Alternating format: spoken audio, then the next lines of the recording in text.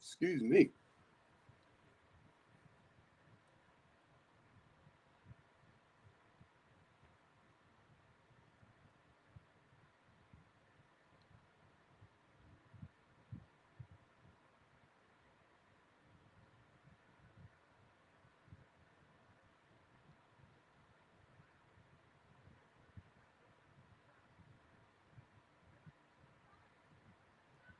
Hey, Petey.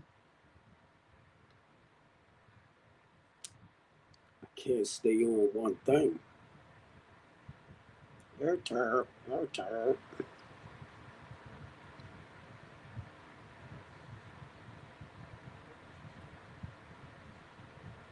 What?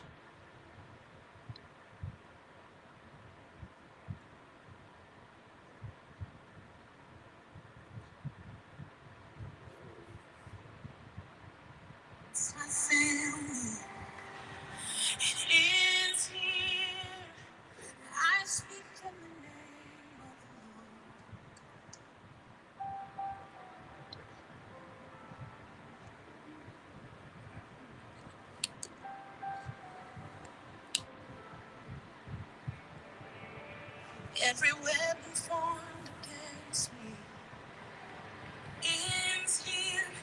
Every curse against my family ends here. I speak in the name of the Lord. Every cycle of addiction ends here. Every voice of condemnation ends here. I speak in the name of the Lord. I wanted to come on I speak in a the little name bit. of the Lord. I'm taking back what the enemy stole Stole from from me. me. In the name of Jesus, I'm breaking off every lie that I once believed. The one who lives in me has all authority. The one who lives in me has all authority.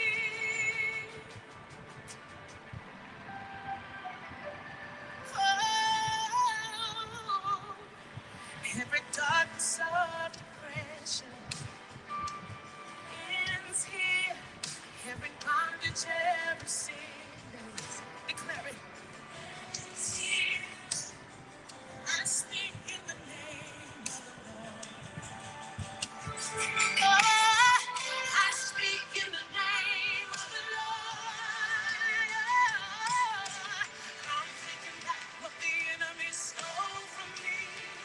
In the name of Jesus, I'm breaking off every lie I once believed. The one who lives in me has all authority. The one who lives in me has all authority. Yeah, take it back. Stole from me. In the name of Jesus, I'm breaking off every lie. Every lie I once believed has all authority. The one who lives in me has all authority. Somebody shout it out. Oh, I'm taking it back. Yeah, yeah, yeah, yeah. I'm taking it back.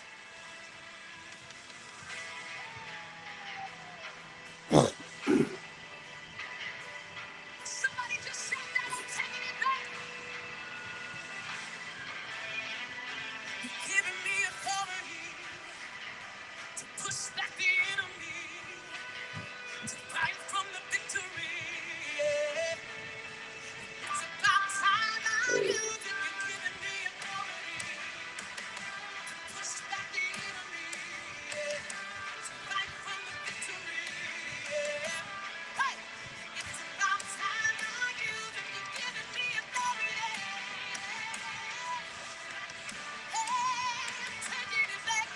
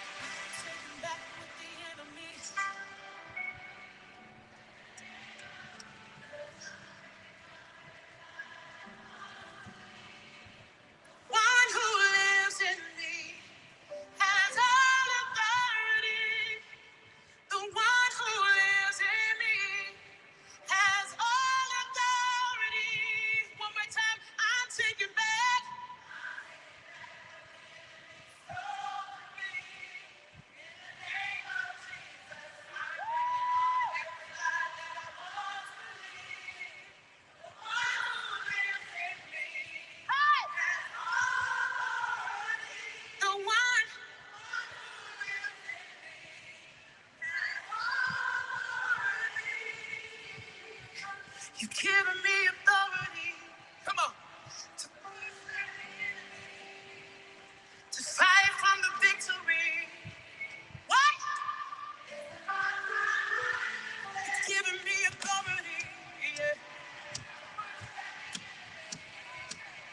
To fight from the. Hey! Hey! It's about time now.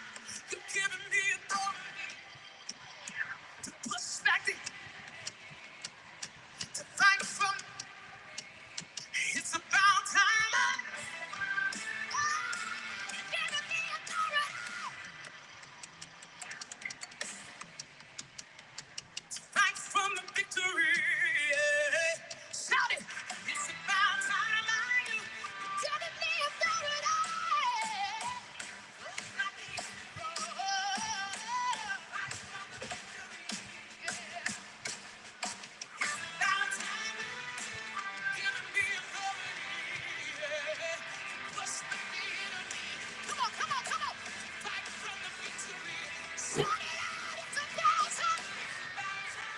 Dance for victory!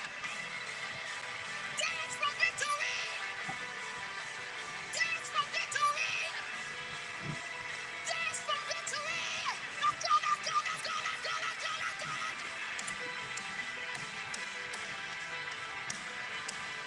Dance for the victory! It's about time I use. I'm taking back what the enemy stole from me.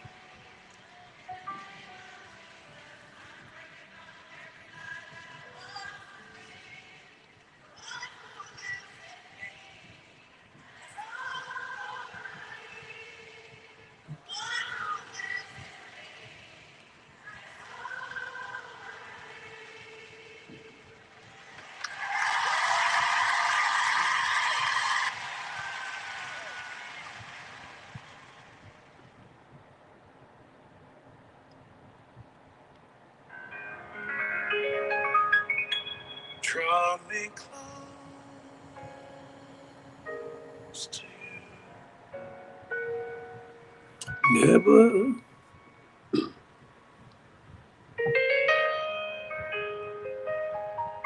Never let me go. never let me go.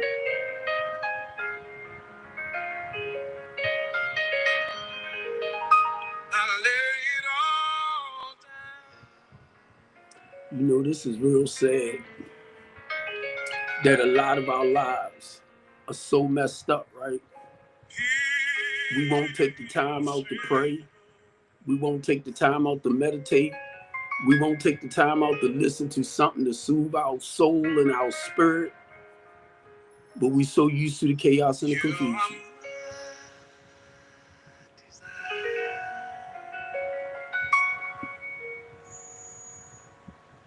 We so used to the chaos and confusion. It's like the norm.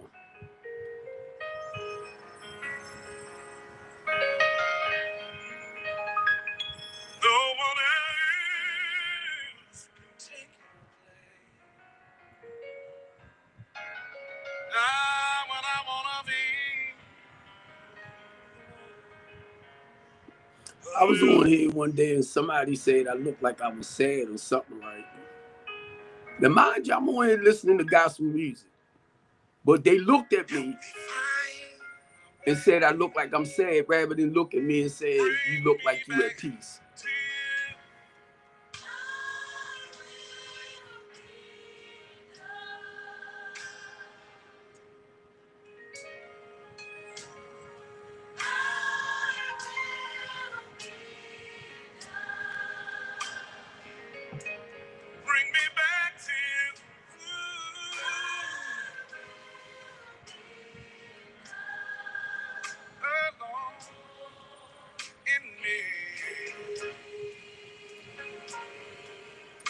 In me,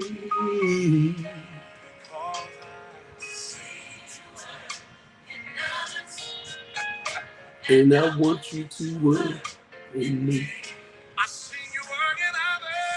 This goes to show you how people don't know how to praise and worship.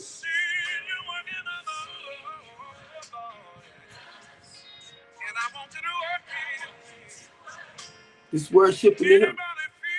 It's worshiping to the Creator.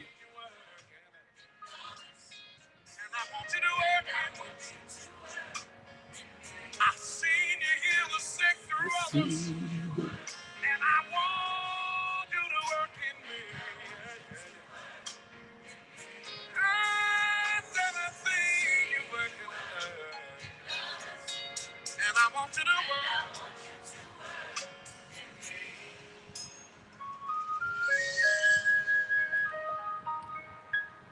No one else can take. I refuse. I refuse. And I'm telling you, I'm on my broadcast network over here. And I'm on my TikTok right here. Bring me back to you, I don't care what I do. I don't care what I do.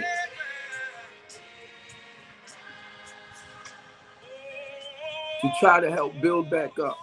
And I'm not by myself when I say I. Okay? I'm talking about organizations that I deal with.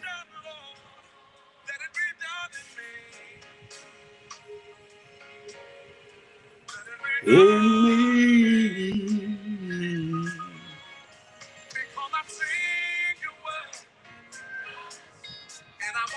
And I want you to work in me. Say it with me. I see you work in others. And I want you to work in me. I see you. And I want you to work in me. Say it.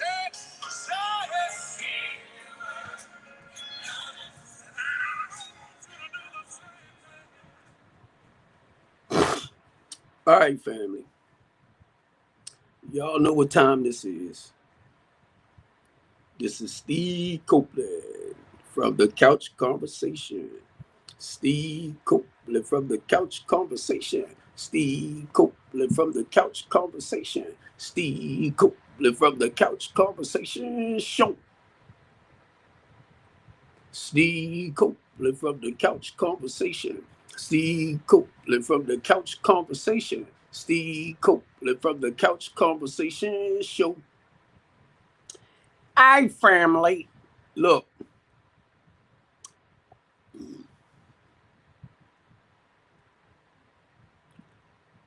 I keep saying it that I wanted to come on just for a little while, right? But y'all know me.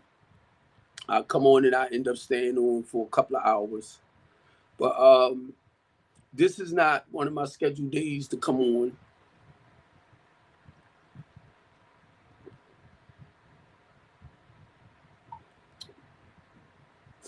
But I just want to make this clear for TikTok's sake, right? This is the Couch Talk Show.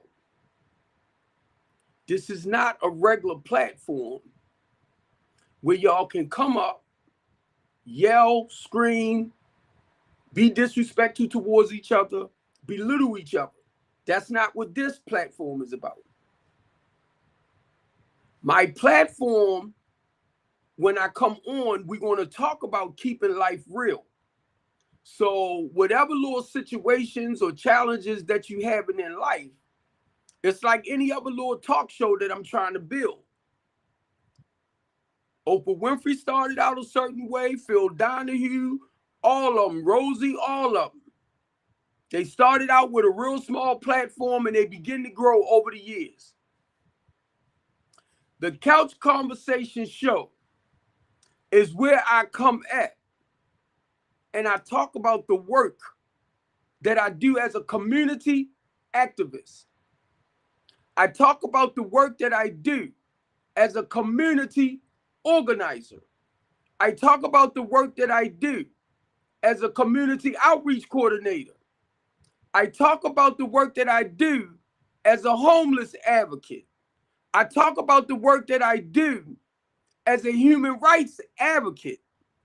Or if you want to say a civil rights advocate, I'm talking about the work that I do here in Baltimore City for us to help turn things around. A lot of y'all like to come on platforms and just run off at your mouth about the problems. We understand what the problems is. We understand it. Y'all sitting up here talking about stuff like other people around the world don't know what's happening to us or in the United States. A lot of the stuff that y'all talk about, right, on some of these platforms, basically is some of the stuff that I do with other organizations to help reduce a lot of this. Then I hear a bunch of the women, right? And I want to say this. I'm not saying women don't have organizations in the Black community. I'm not saying that. I'm not saying it. But for a lot of y'all that like to run off at your mouths, it's more men. And I can only speak for Baltimore City with nonprofit organizations where they're working with our youth, young men and young girls. So a lot of times when I hear y'all on TikTok talking, if you sound like a community activist, I'll ask you what you actually do. But because I'm hearing it. So it's like, what are you doing to help better the community? Because I can hear it. But then some of y'all just talking just to be heard. And not only that, I know a lot of y'all do a lot of research, you do a lot of studying, and you putting everything together statistically. But when it's narrowed down to your specific city, you don't know jack nothing. Know why? Because you're not in the community to actually slow a lot of this down. So when I'm on any platform and I hear you talk and you act like you're doing some great work, and then y'all get offended when I ask you questions because you know you ain't doing nothing but run it off at your mouth. And that makes you feel real important. I was on a talk show a little bit earlier, right? Now, I know I'm going to pronounce the name wrong. But I looked it up, right? And if I got to go on my laptop right here. They was talking about, basically, let me kind of clear it up. A lot of women. Now, don't let me go women that have an issue with men. If you don't like the way men are living today, and that's what I said on that platform, take them down. Shut your big mouth. Y'all steady sitting up there talking about men ain't doing this, men ain't that, men ain't this. Well, y'all doing a better job and you feel like you don't want to be with a man no more and men ain't this and men ain't that. And if you got sons, God knows if you got sons and you coming on these platform bashing men, but you got sons, I know what you're doing to them at home. Nowhere in the world y'all can come up with that energy on a platform and don't act like that in your own household. Whether you're married, whether you got children, whether you got brothers, whether you got grandsons, when you come up on this platform with the energy I hear inside of you, I know you treating your man like that. I know you is. Because you coming up here and you putting all men. Now I understand what generalizing is, right? Y'all putting all men in that category like you done slept with every freaking man in the world. Do you realize when you say all men, you making it sound like you sleep with a lot, you've been sleeping with all men. To judge all men. And I'm up here tripping. Do you realize what you're saying? And then check this out. Like I said, if you got sons, I know what the hell you doing to them. You turn them apart. Mentally, emotionally and spiritually, verbally. If you got a husband, you turn that tail up. But he's so used to you doing this, it seems like a normal thing. No way in the world, I'm telling you, you can come on a platform, right, and badmouth people you don't even know, men you don't know. And then if you are a wife, I'm telling you, when you come on these platforms like TikTok and you feel like you want to all men this, all men that, you better look at that poo-poo, because you must be sleeping with all men to put them in one category, to generalize them like that. All men this, all men that, men need to do this, men need to do that. And the moment I went to speak, every time I went to speak to tell y'all all men ain't this and that, y'all came right and cut me down.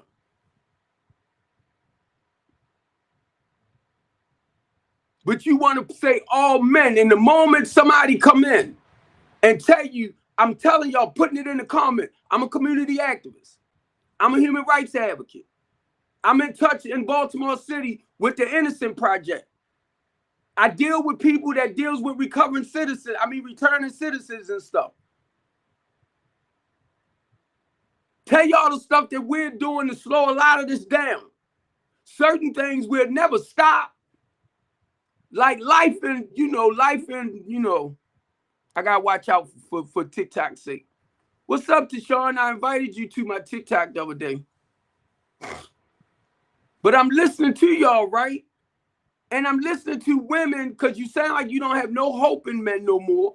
You don't have no hope. Men worthless, men this, men that. So what I said on there, if that's how y'all feel, start taking them out. Women, if the man ain't this, the man ain't that, y'all can do everything on your own. Do like they been set up to be done anyway. Take it out. You adding to the problem. Then y'all talking about our young men, and I hear what you're saying, so I put in there the school to prison pipeline. Because y'all talking, not even realizing this is the stuff that's happening to your people anyway. The school to prison pipeline. Oh, you was? Sorry to hear that. All right, beautiful. And I'm sitting over there and I listen,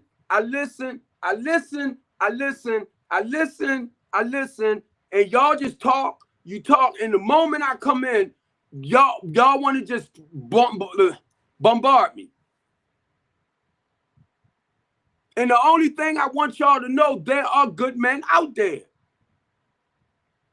But you want to sit back, and the moment I say this and I say that, oh, it's like his ego in the way. You daggone right, what I keep telling y'all. It takes work to get to this point in your life to stand up for your people. I've never met a bunch of people like this before in my life on TikTok. It's real poisoning. I'm telling you, it's sick. And I was listening to God Body, right? And God Body talking about spiritual stuff, and it's flying right over y'all head. He's sitting up there telling y'all the evilness that we dealing with, and it's like it's flying over your head. And I said, no, he's speaking from a spiritual perspective. That goes to show me y'all are not connected spiritually. And he called y'all out. He called y'all a bunch of demons. And he wasn't doing it in a provocative way. He was talking about your behaviors. Because that's the way he was doing it. When men, how we coming up against each other so much?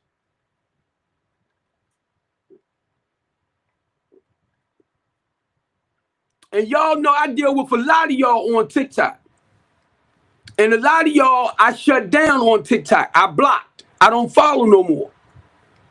Because you create these platforms where everybody come at each other's neck so you can capitalize off of that pain and misery. And since y'all like to make it a black and white thing, Y'all black people on TikTok that's creating these chaotic platforms, you're no different than the white man. You better look at your behaviors.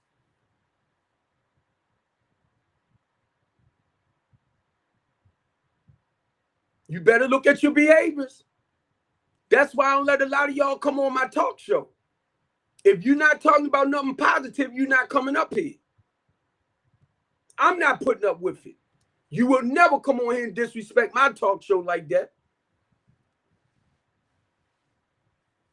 That's why a lot of y'all keep it right on moving. You keep it moving. Because you know Steve Copeland not going to allow y'all on his platform talking that bull crap. Cutting each other down.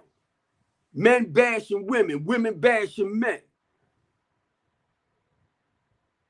Then you got 52-year-old women, grandmothers, bashing men. I've been married twice. Both of my marriages, I end up walking away from. I tell y'all that, oh, she left. You know, I walked away from it. And even if she did walk away, I would have said it. She left. I'm the one that didn't continue doing the necessary work. Learn to listen sometimes. Y'all get me with that. You got a man sitting up here being honest with you about him, and you go straight into denial. And I'm sitting up here listening to these women over here, Tashawn, and God knows, you know, the people we work with have psychological issues. I give it say social. That one too. Issues. It's more sick people over here than the ones in my housing program. And I know half of them need counseling and therapy and all of that. I've never, I mean, come on, dealing with life in general, when you in the community and you see what's happening amongst your people, y'all make me think y'all come from another planet. And y'all might, I don't know. I don't know, because I know Elon Musk might have a lot to do with this right here. Y'all really make me, I mean, TikTok, and I know y'all looking at me, but AI, all that, I don't know. Y'all make me, this is poison. This is poison. And all of y'all have the same basic topics about what is it? Interracial dating and all this stuff. You think the world gonna stop because of y'all? You think not just black men marrying other cultures of women, not just white women? I don't know where a lot of y'all be at. If you're not an African, that's a descendant, I don't mean descendant, born and raised in Africa, and you marry an American woman, you marrying an American woman. I didn't say no African. You be marrying a foreigner. I don't know what y'all be thinking about, but y'all will turn right around and take it back no matter what the conversation is about. Black and white, black and white. You go right back to black and white, like we the only race of people that's existing on this earth.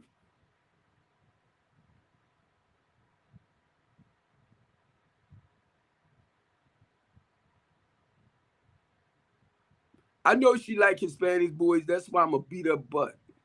No, seriously though. And I think that's beautiful. That's beautiful. Just like I tell them too. My daughter-in-law is white. My son's girlfriend is white. And I'll be waiting for one of y'all to come back and say something dumb so I can chew your butt out. If you don't understand it, shut your mouth. What people do with their life, shut your mouth. If I choose not to cut my head or shave my face, that's my business. Shut your mouth. If I choose not to put my front teeth in while I'm talking or what I'm doing, that's my business. You need to focus on your business. A lot of people so busy looking out that you won't look at yourself because you're afraid to look at yourself. I already know all that. You dealing with self-esteem, low self-esteem when you got to point the fingers at others. Already know your self-esteem is low. Already know that. Already know you insecure. I'm on here, and I watch how people let y'all talk, and y'all would just go. Then soon as one woman, here come another one. Then here come another one. It can be 3 other men or 4 other men on that platform. Y'all will make it completely about the women. Like nobody else up there. And I will come up and I sit right there and just be quiet and see how long y'all gonna do it. Yeah, girl. And I'm like, damn, y'all don't see nobody else on here? And people gotta ask y'all. Steve is trying to talk. Ain't nobody trying to hear him. A lot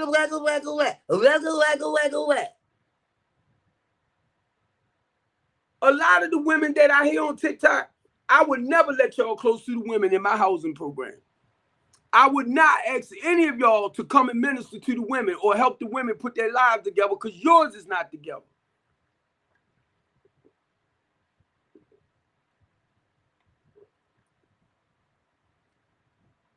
And then when y'all get into statistics, right?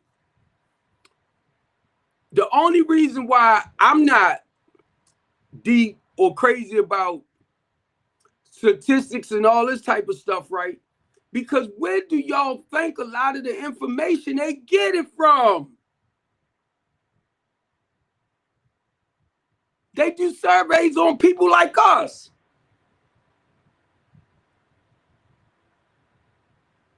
But where do y'all think TikTok get a lot of that information from? They watching us. How the black race treat each other and respect each other.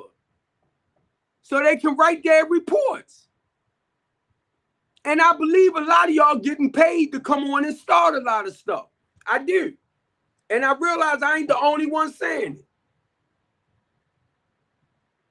That's how they do their surveys.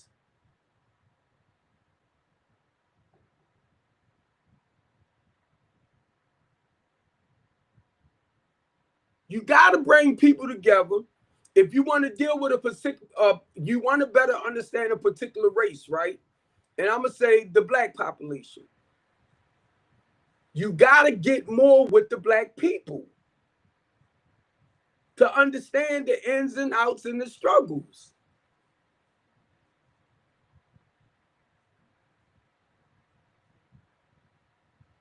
In order for them to do books, in order for them to do I'm getting ready to say brochures. I don't know, that just popped in my head.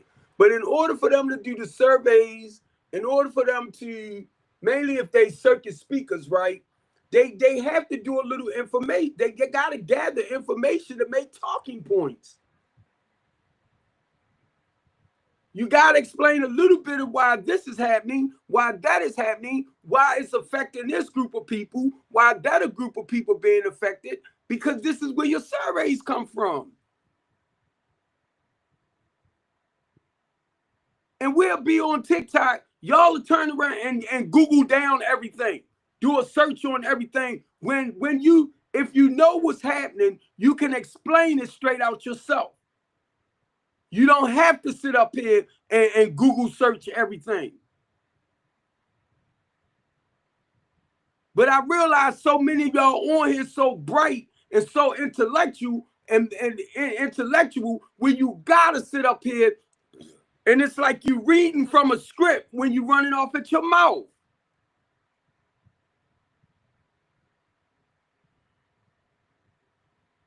Then you got this one girl, right? Every time she come up, she gonna cut men right down. Every time. It's a bunch of them too. Oh, they like men. Oh, they did. No, they don't. Because a couple of them, I don't know. And they came for me because of somebody else's page. Because I'm from Baltimore and they from Baltimore. So the thing is, be honest with y'all here, nice looking young man. Ladies. And the thing is, they know they can't have them. Come on, I peeked that out. He's a nice looking young man. He's about 40 something, Tashawn. He got a white wife, and y'all hate it. And y'all hate it. And I came over to his platform.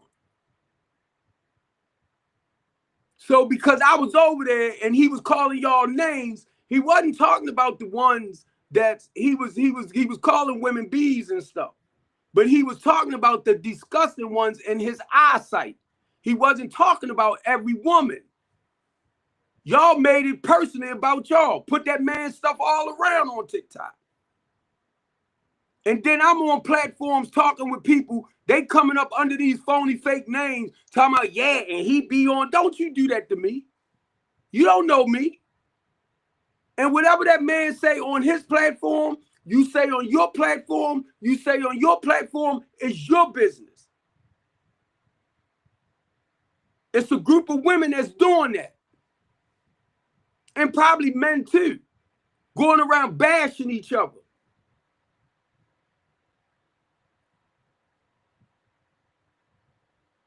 Now, I'm on the Couch Talk Show.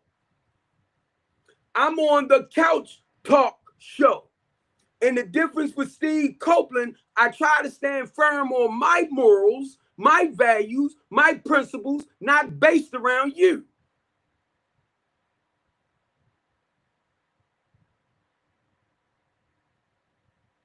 The goal is for me to stand whatever I believe in as a man.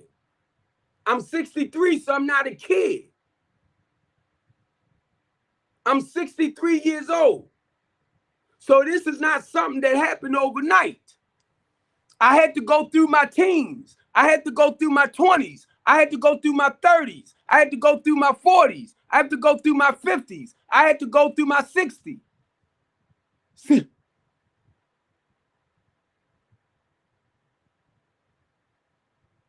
So if you in your 30s, you in your 40s, you will never understand really what I'm talking about in my 60s. Because you're not there. I understand, even though I've been here for 30 years.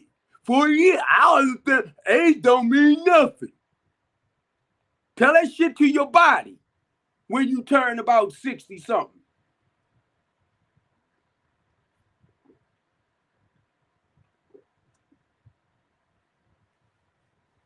I remember I used to say the same thing. Age ain't nothing but a number.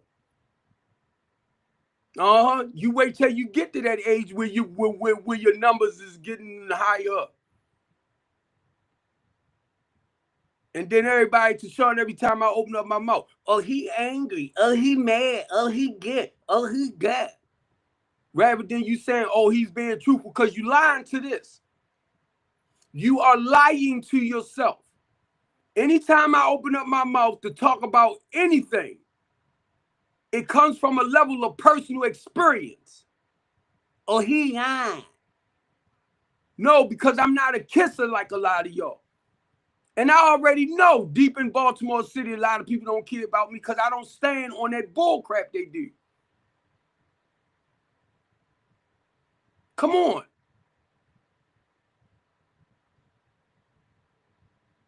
And then I got to sit here, right? And I'm talking about people like,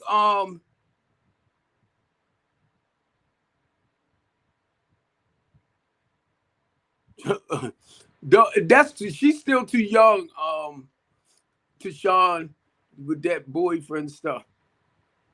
But look, God moved a lot of people out of my life, right?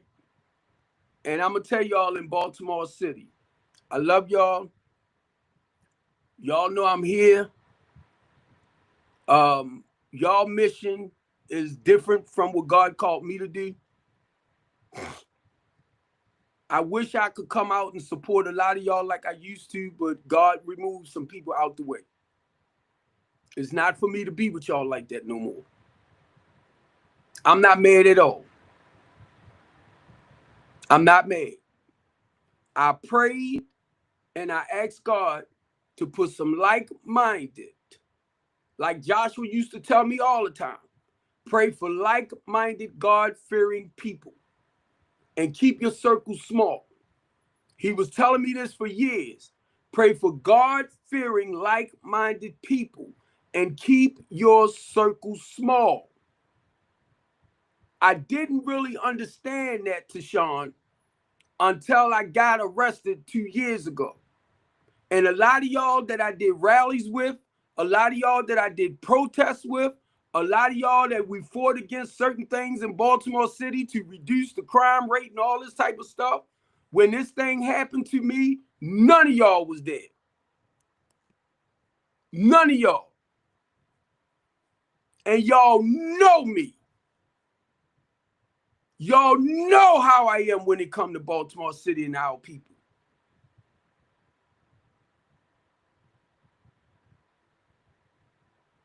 It was only one guy, white guy, came down the courts and did a protest by himself.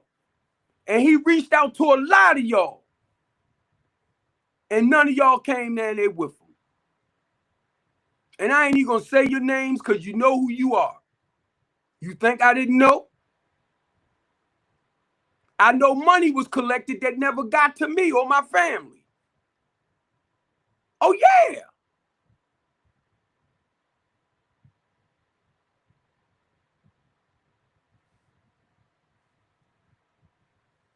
And y'all know who I'm talking about.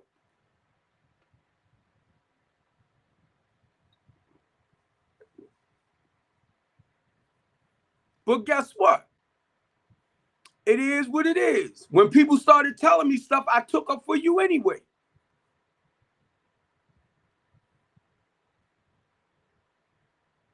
But see, this, God was showing me who was really for me, who was really there. And not being smart when you fighting for the democracy of your people. That's why I had to get with organizations like Communities United. That's why I had to get with organizations, right, like the ACLU now. I had to get with other organizations that fight for people's civil rights, equal rights, and constitutional rights. These are bigger organizations worldwide.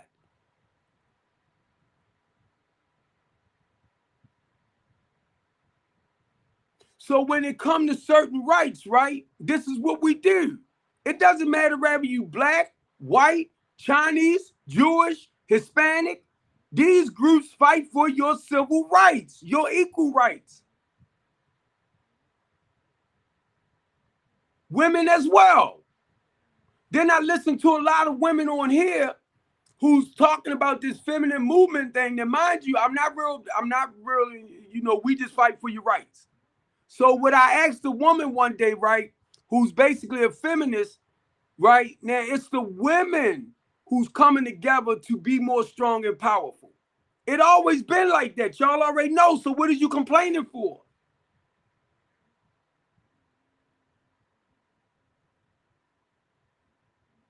Why is it now y'all? And then I'm hearing men talking about women trying to be more masculine.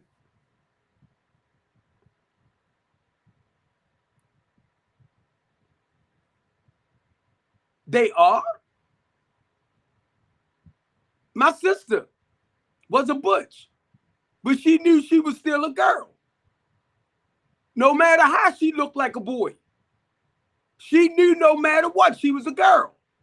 Looked real masculine, but that didn't mean she was masculine. She was a woman.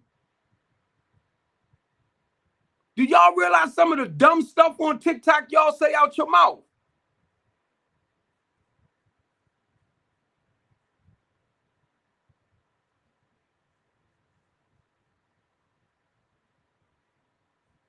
And then, like I said, you got men that will come up on these platforms. Y'all will go back to what's going on in the inner city community. And when you do, I'm going to ask you, what are you doing to help make a difference? Then y'all go all around the world. You the one talking about what's going on with our black young men, our children, this and that. Well, what are you doing Mainly when you talk community stuff, because you speak in my language. When you start talking community, you speak in my language. We already know what's happening with the school to pipeline system. See, y'all talk. I don't hear you say that. So it's starting out at a very early young age, not to educate our black men with the school system. I spoke out on the school system here in Baltimore City about the mayor. About the school superintendent not giving our teachers the proper curriculum to educate our children. Know why? Because I talked with some teachers. And they was the one explaining to me what was going on.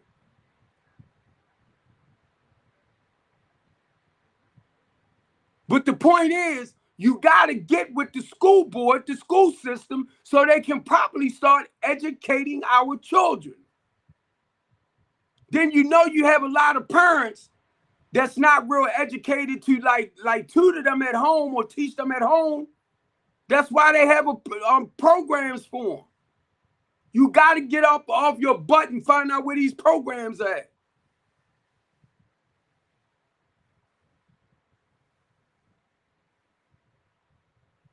Shut up, Tashawn.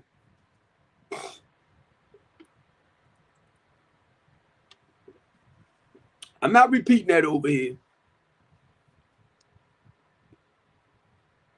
I'm not repeating that mess. But look,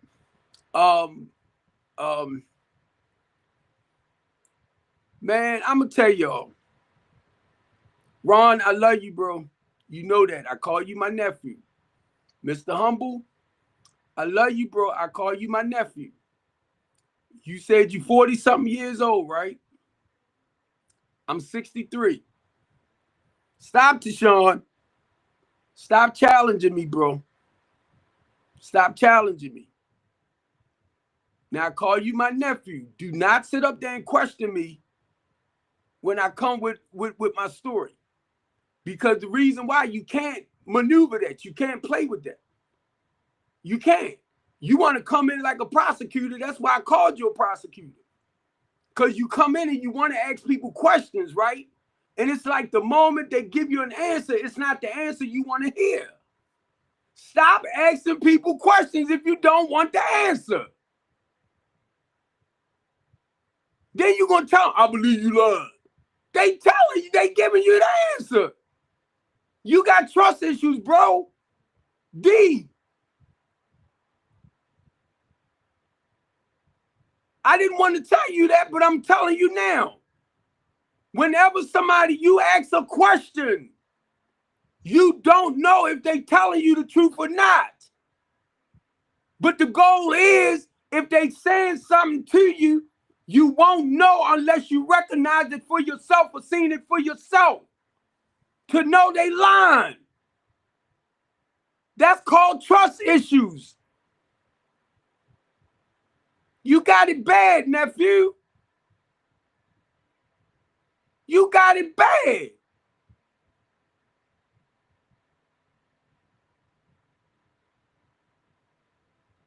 My sponsor taught me that because I kept doubting everything other people were saying. I was doubting what they were saying. So my sponsor said, Steve, you don't know if it's truthful or not, but you just believe it until you see something different.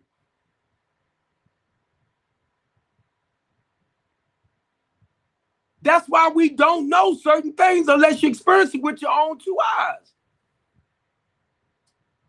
The same things with the Bible. We didn't live right to see a lot of that. But like when I tell you the Bible come to life to me, right? It comes to life.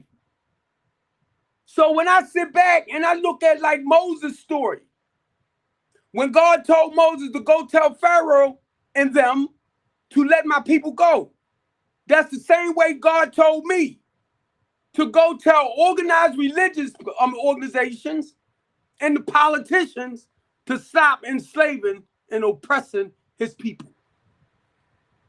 You don't get it, do you? Anybody that understands anything about religion and politics, it's the same. It's to enslave and oppress the people. And they all aren't black.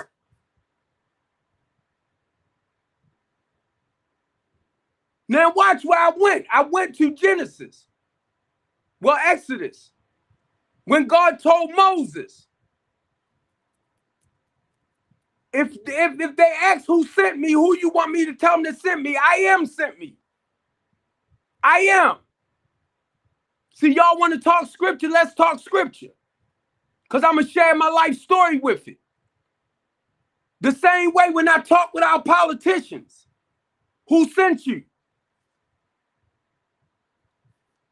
He said he don't like the way y'all are doing his people. They hired y'all to do a job. They voted you in, politician. But some of y'all are so backwards with it.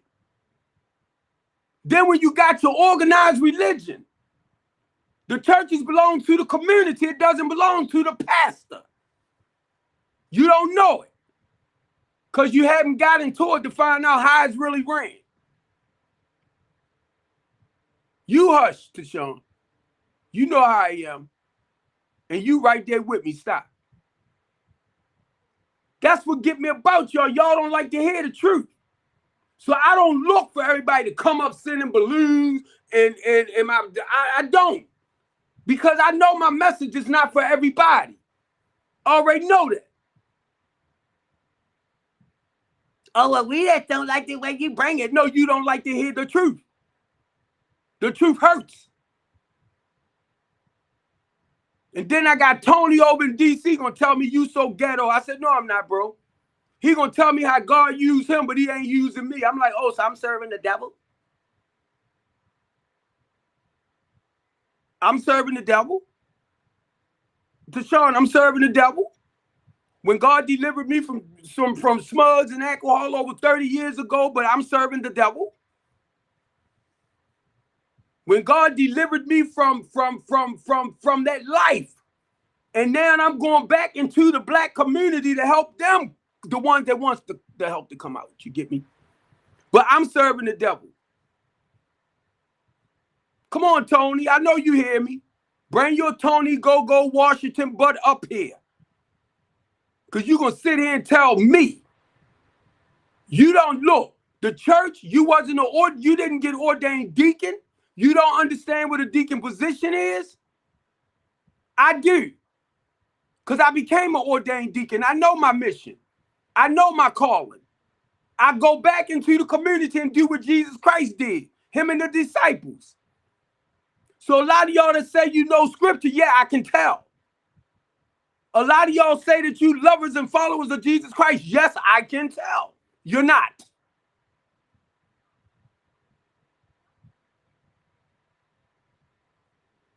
Because when Jesus fed the 5,000, right, you know what he did? He got the ones that had more than enough to help feed the others. I ain't understand that till my pastor broke it down. That's why you have nonprofits. That's why you have people with money or more that can help the ones that's less fortunate. Woo. So now let me go back to Moses and watch where I bring it at today. The same way Pharaoh told the midwives, the firstborns, to do what with them? Males. To do what? What did he tell them? The school to prison pipeline is to focus mainly on the males. What is happening with most of our males today? They taking them out. Once they get to that age, 12, 13, 14, 15, they can start making babies, the boys. Because they can, and that's why you need to watch my goddamn goddaughter, Tashawn. I'm going to whoop your butt. She ain't ready for no boyfriend yet. So now look how we got younger people, 10, 11, 12, starting to have babies. by 12, 13-year-old boys. So once they get to that point that they can start producing, you take them down. They got to get with the woman, the female, you know, to make the baby. And a lot of y'all on TikTok don't realize this bull crap. But the egg, the fertile, the this, the that, and the death. That's why we got to start educating our children while they're young.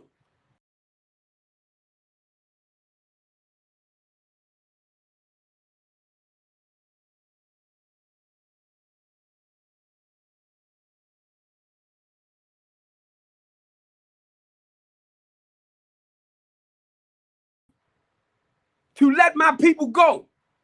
You know Bible, right? Let's talk. Because his life ain't doing nothing but repeating itself.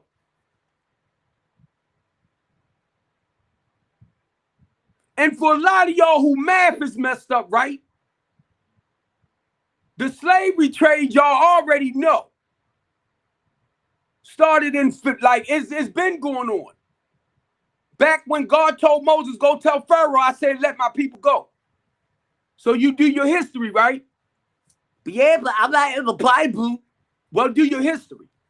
Where you think they got that work from? It's repeating itself. Tell me I'm lying. Tell me I'm lying. You already know that they use Bible to condemn us, right? They use Bible to keep us stuck, right? So you get somebody like me that will come in, and because I'm loud, oh, he wrong, oh, he this, oh, he that. But am I enslaving and oppressing our people? Am I enslaving and oppressing our people? The goal is to help break that cycle. That slave man mentality. It starts here. That's why a lot of y'all stuck here. The white man this and the white man that. Yeah, Tashawn, it's the white man. It's, look, over in Iraqi, who those people? Over in China, who those people? Hindu, who those people with all that money? It's your have-nots and have-nots. I mean, I said the have-nots and have-nots. It's your haves and you don't have not, which rules the world. They got y'all so stuck on the orange guy.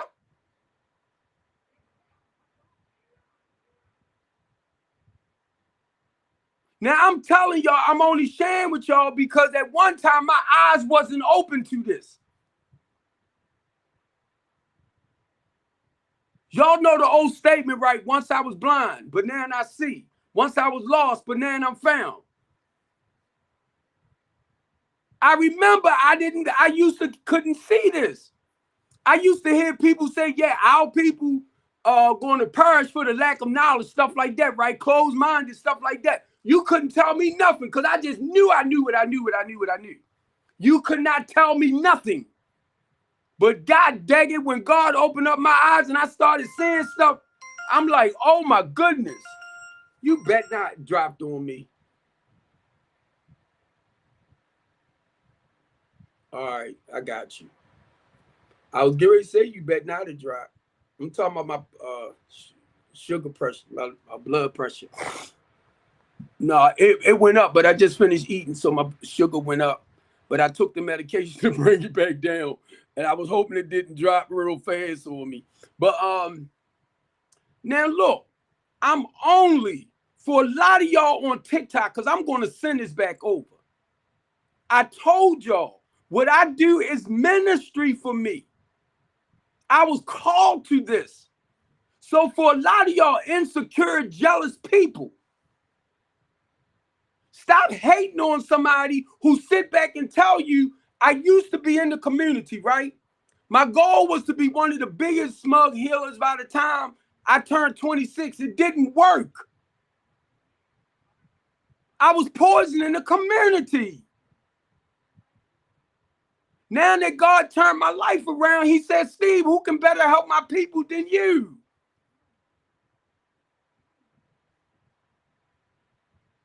I brought you out of it. So I need you to go back and help the ones that want to come out. Oh, he always talking about him. He always this. He always that. Didn't I say God sent me back? Oh, he always talking about him, Tashawn. Tashawn. He always talking about him. He always saying yeah. He always saying God sent me back. And if you don't like it, take it up with God. Oh, why you talk like you mean? Because I'm talking to you. Tashawn, my board member, my ace one. They call me Big Head. Talking to you. That's how we pick with each other. But look, I had to read and study up on a lot of this. But y'all want to do statistics. Y'all want to do research and see over here there's this and over there there's that. But see, I just want to have a healthy conversation where I can come in and tell all men you ain't nothing. You will never be nothing. And even though I got sons, they're better than you. You ain't even talking to your sons like that. If you're downing men, you're downing your sons. If you're downing men, women, you're downing your husband. And if you're sleeping with a man that haven't married you and you've been with him for years, you're giving the poo-poo up for nothing. Don't make me go there. Do not make me go there. Because if a man really appreciates you and respect you like that, he's going to take you to the next level. If you've been in a relationship and he haven't made a commitment, but it seemed like it's like that, oh, but see, the reason why we ain't get married, because it's the paper. It's a commitment in here. Okay? And even though it's just a paper, yes, we already know that. But it's a commitment made by the Holy Spirit between the two. That goes to show me a lot of y'all ain't spiritually connected to understand what it really means. But you rather sit there and give up your body just freely. And then a lot of the women, then you want to take a man like me that tells y'all I'm the type of man that take care of women. My housing program should tell y'all that. Tashawn can tell you what we do. And every time we try to build something nice, we get people that steps in our freaking way. But I know God got bigger and better plans with that too. That's why I love this woman, because she's staying by my side like that. She been closer to me in the years that I've been knowing her than any one of my wives. She want me to be number 3 husband of her. Y'all gonna say something smart. Y'all gonna say something smart. But look, she been supporting me, I'm telling you. Me and Tashawn met years and years ago. We have our little falling out, right? But we done got closer over the years. Fighting for people, rights. She take people in that don't really have nowhere to go, no families don't want them. She do the same things I do. But we do it on a larger scale together and get kicked right up the butt every time. Then we got to start over again. That's why I love this lady right here. Because I know no matter what, she got my goddamn going back.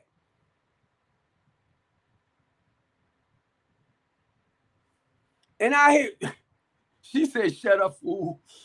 And I hear a lot of y'all women on TikTok. I'm telling you, a lot of stuff y'all talk about on TikTok, I am lost about.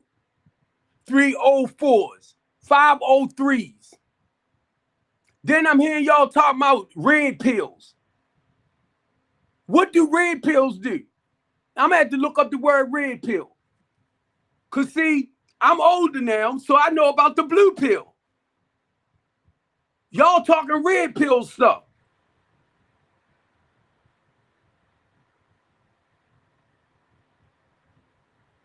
.304s, 403s.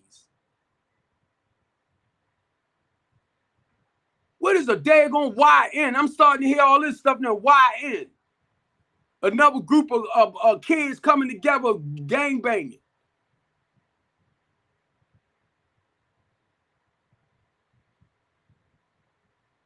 The Rainbow Crew, what's that? Purple Dog, something. I don't know. I'm just saying. Y'all come up, y'all just change the narrative. Well, see, it's not like it was when you was coming up. It's not like this. It's not like that. See, the older people felt the younger people. We're teaching morals, values, and principles. What's the difference?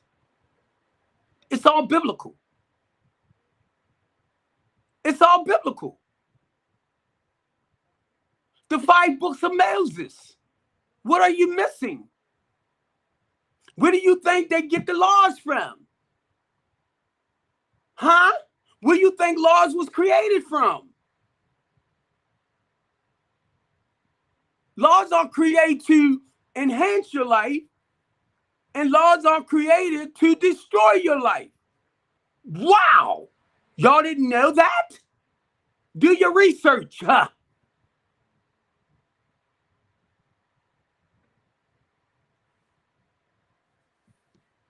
And I ain't mean to go to Sean, y'all know I ain't right. Y'all know I am not right. Because I'm telling you, I'm like, Lord, help me, Jesus. Lord, please help me to be humble. Help me to come on here and act like I'm perfect, and help me come on here, Lord, and I want to act like I don't, sin. I want to act like I don't go through changes. A bunch of phony, fake suckers in my eyes. And be honest, I'm laughing, right? Because I'm like, God, to Sean, I'm telling you, I'm like, God, please help me to go in here so I can be more sophisticated and sound more educated, so I can be fake and phony like a lot of y'all.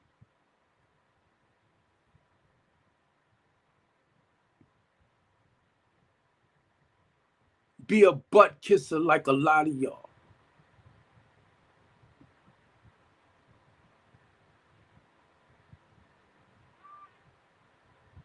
Because a lot of y'all is a bunch of phony, fake. And I'm talking about grown-ups. Talking about grown-ups. And if you're a grandfather, you're a grandmother, and you coming on here like a lot of times we do on here, some of us are well over 30 and 40. And you act just as childish as your children. And then wonder why your children acting like that.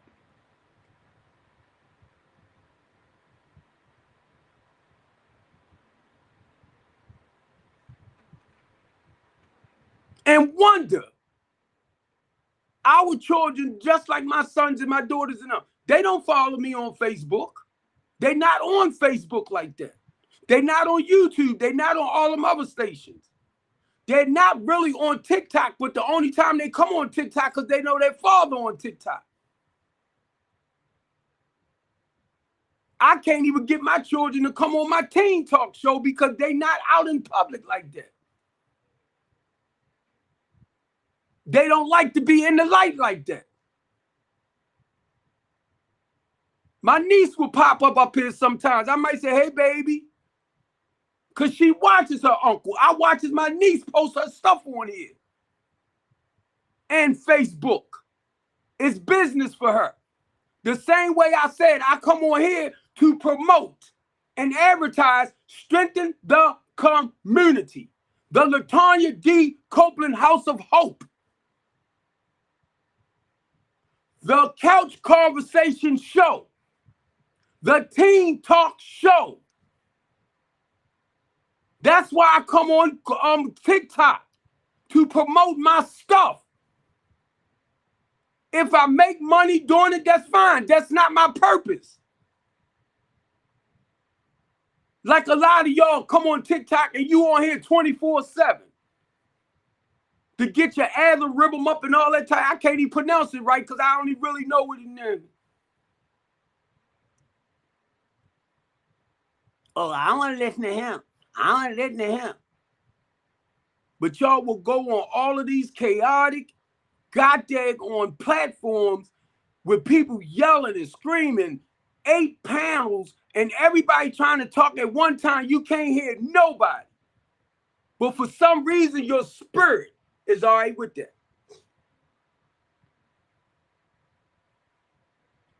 For some reason, a lot of y'all, I watch y'all. You will go to people platforms where they got about 5 or 6 people steady talking at one time. Row, row, row, row. I'll be like, what in the hell? And then the moment I open up my mouth to Sean to try to share, well, you know, well, this is what we doing to make this better, that better. Why you always talking about this? Why you always talking about that? Because y'all be wanting to hear a bunch of chaos, freaking confusion. That lets me know where your spirit is at as a human being. And you can lie to yourself and say, oh, but for the grace of God, for this and for that. No, you're phony. Because number one, when you really have a connection with the Holy Spirit, you can only deal with certain things for a while. And the 2 people that I admire the most, I'm thinking about blocking them now. I'm thinking about blocking them.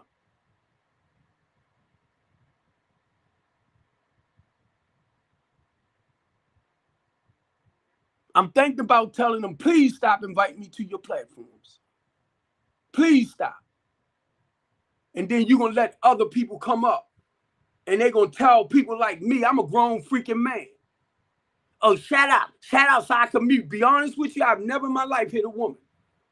But a lot of y'all that's been running off at your mouth, I've never hit a woman. Y'all like getting your tails beat, I can tell from a lot of this. Gonna tell me, mute up why, basically what you're saying, mute up while I mentally, emotionally, and verbally abuse you. Oh, mute up. And I ain't trying to be smart, but you dumbass hosts, stop muting the guys so the women can just turn them apart. In the same way with the men, when you got a man that's bashing a woman, you mute him or drop him. But you don't sit up there because sister such and such, and she ain't no freaking sister to me if you want to put it like that. And then I'm up there sending you galaxies, I'm sending you gifts, they ain't sending you nothing. And you letting them lay your men out? To be honest with y'all niggas starting to make me sick. And I don't even like using that word.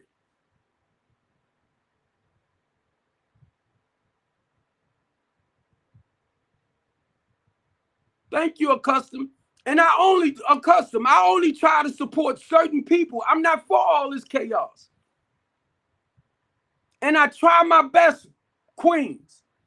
If you come for Steve Copeland, I want to say some nasty stuff to y'all. But I got daughters. Please understand that. I got daughters. Then you want to turn around and verbally, mentally, and emotionally abuse men. But then you think you this princess. No, you doing this to your man.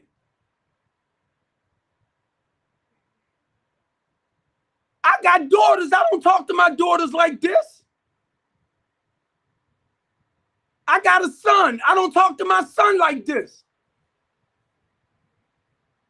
And I'm telling you right now, as a man, wives, girlfriends, if you got a man at home, and if you got sons at home, and I mean this from the bottom of my heart, and you come on these platforms and you bash a man, I can imagine. Matter of fact, I know the bullshit your man is going through.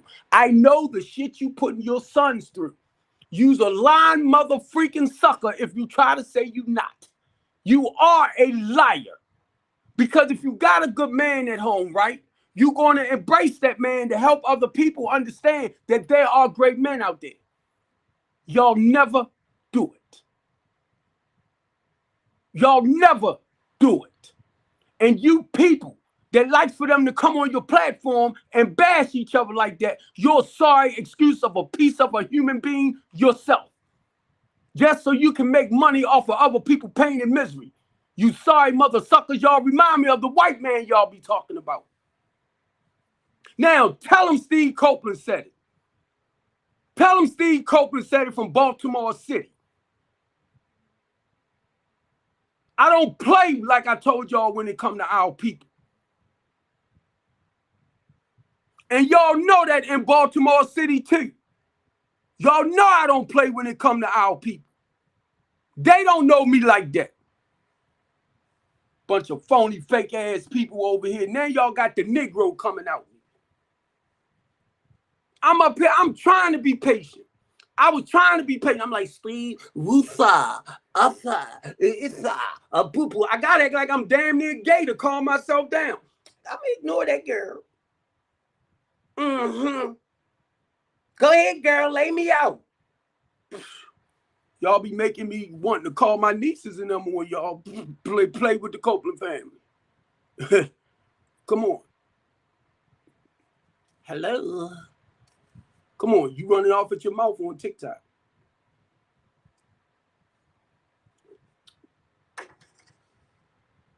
It ain't just TikTok. Like I told y'all, I'm in the community. Ask them. Ask them. This is my TikTok page. This is my Restream broadcast network. I'm on over here. Strengthen the community is my business, my LLC. The LaTanya D. Copeland House Program is what I create. That's my housing program. Temporary to permanent housing. I named it after my sister that passed away 3 years ago.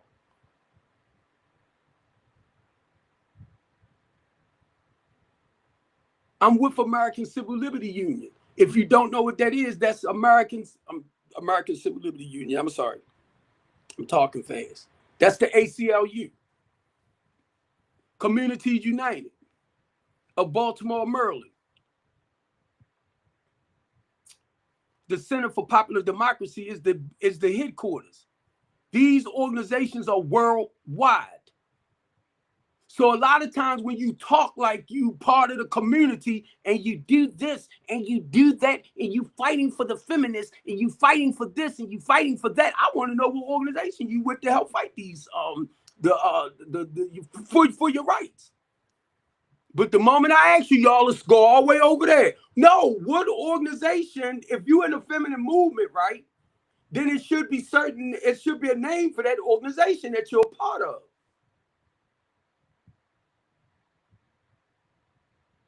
But the moment I ask you, why you got me answer classes? Oh, I'm sorry. I forget. It's just y'all a bunch of damn liars. I forget. TikTok motherfuckers are liars. Because when I ask you something, you don't want to answer. That's why y'all keep doing this.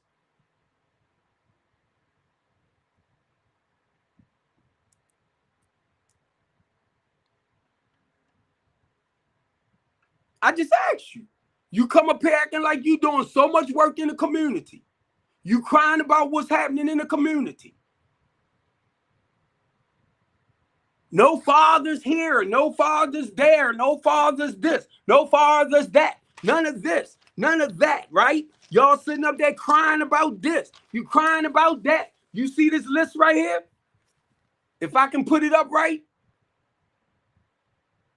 These are organizations in Baltimore City. And if you have a list and you know people that's in the community doing stuff, guess what? That's the front page. You see this? Now, check it out. Check it out. Watch this. Van Brooks, Damon Cooper, Joe Gamble, Mayo, Umar, Manure. That's number 6. Black men. Black men. Now, Lisa Cooper, Lisa Mola, that's a woman. Cherie Rogers, Kim Trueheart, Squeaky, that's a man. Then I got Steve Copeland Jr., that's my multi-purpose center that we talking about opening. Then we got Uncle T, we got Rock, we got Sean, we got We Ours Us, we got Janet Graham, which is a woman. I don't hear y'all talking about what's in the community helping to build back up. You steady crying.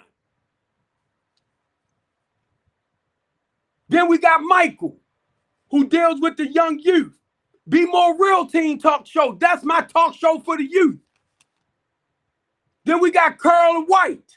She deals with our youth. Then we got Shelly Stefani. This is a guy out Park Heights. Emerson, I'm sorry. Shelly Stefani. Well, that's who I meant. Shelly Stefani. Roland Hall. Sean, I know you remember Roland. Then you got DJ Steve. Dr. Andre Humphrey. I don't see y'all talking about stuff like this in your communities.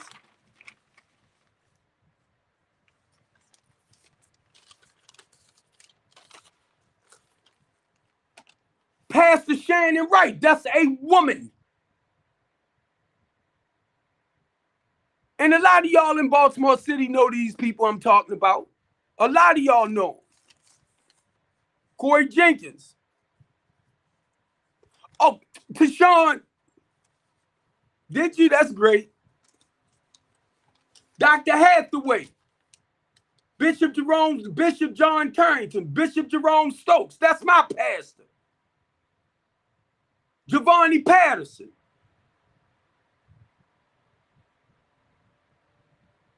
Christopher Anderson. Dan Cox, or Don Cox, I'm sorry. These are Republicans I'm talking about. The Innocent Project. Are y'all connected with these people like that in your communities? Because they all around the world. Well, the United States.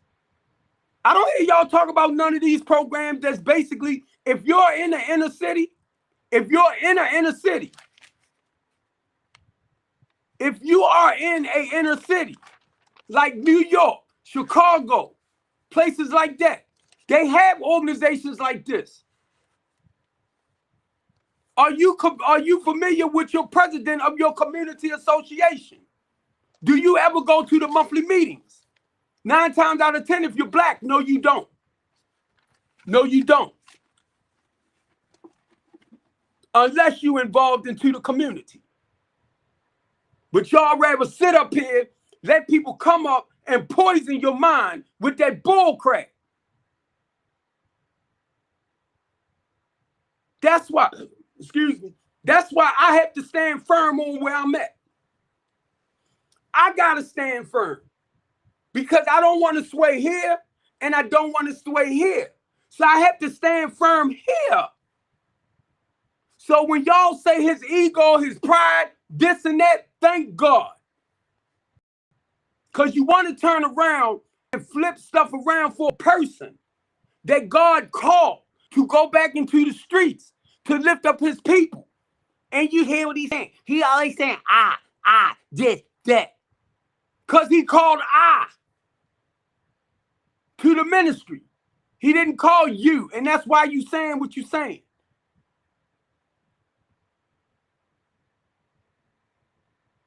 And if you have a calling on your life and you running from it, you ain't going to have no peace until you become obedient to your calling. You so busy trying to please man and satisfy men and women. And look, I was right there too. Trying to satisfy man, win approval in man. And if I'm not careful, I'll find myself doing it, not realizing it. Trying to win man's approval.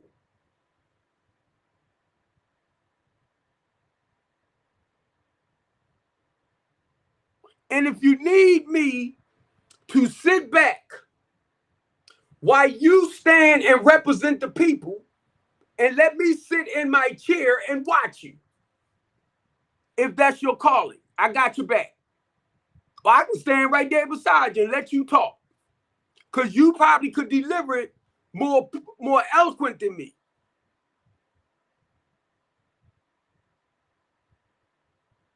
Maybe you can get the million to come. You're that good.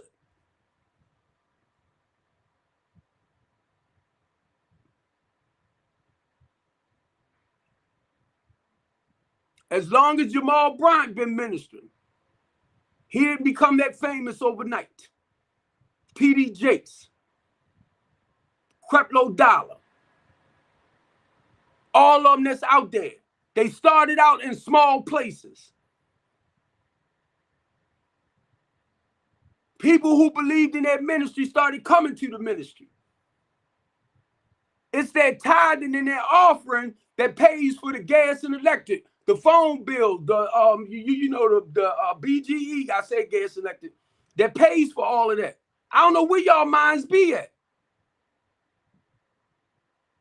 If they didn't take the money in, and some of them are, they not doing the right things, but I ain't trying to get into all of that because that's something they got to answer to with God. You play your part.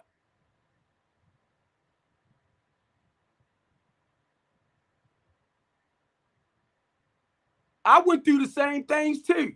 The pastor doing this, the pastor doing that. The Holy Spirit hit me and said, don't worry about nothing else but yourself. What you supposed to do, basically. You got your eyes on what everybody else doing, but you're not focusing on what you need to do with him. Because you worrying about everybody else. Who's sleeping with who? Who over here snacking there? Y'all all into everything else except for why you went to church. Oh, sister such and such over there doing to that. Sister such and such. But you want to talk about such and such and who sister such and such might be sleeping with. Why you went to church? That's none of my business. I go to hear the word or receive the word. That's y'all problem.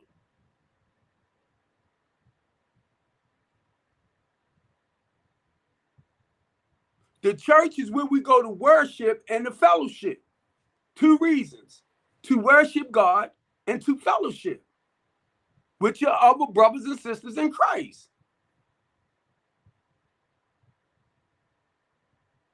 That's why a lot of y'all knock the church, because you don't understand the purpose of the building.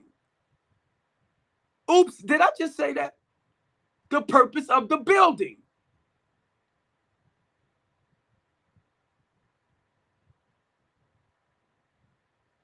So it just hit me again, and I'm going to go back a little bit.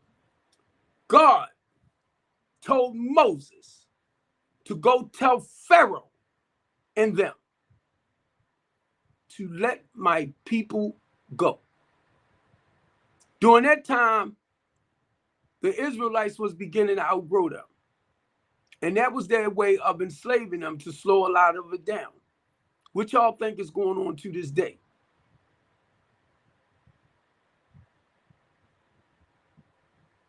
When you have a population that needs the help of the government the most, right? The point of them trying to enslave them, and if y'all understand what slavery is, it's just a cheaper form of labor. Basically trying to get them to work for free. Now I'm in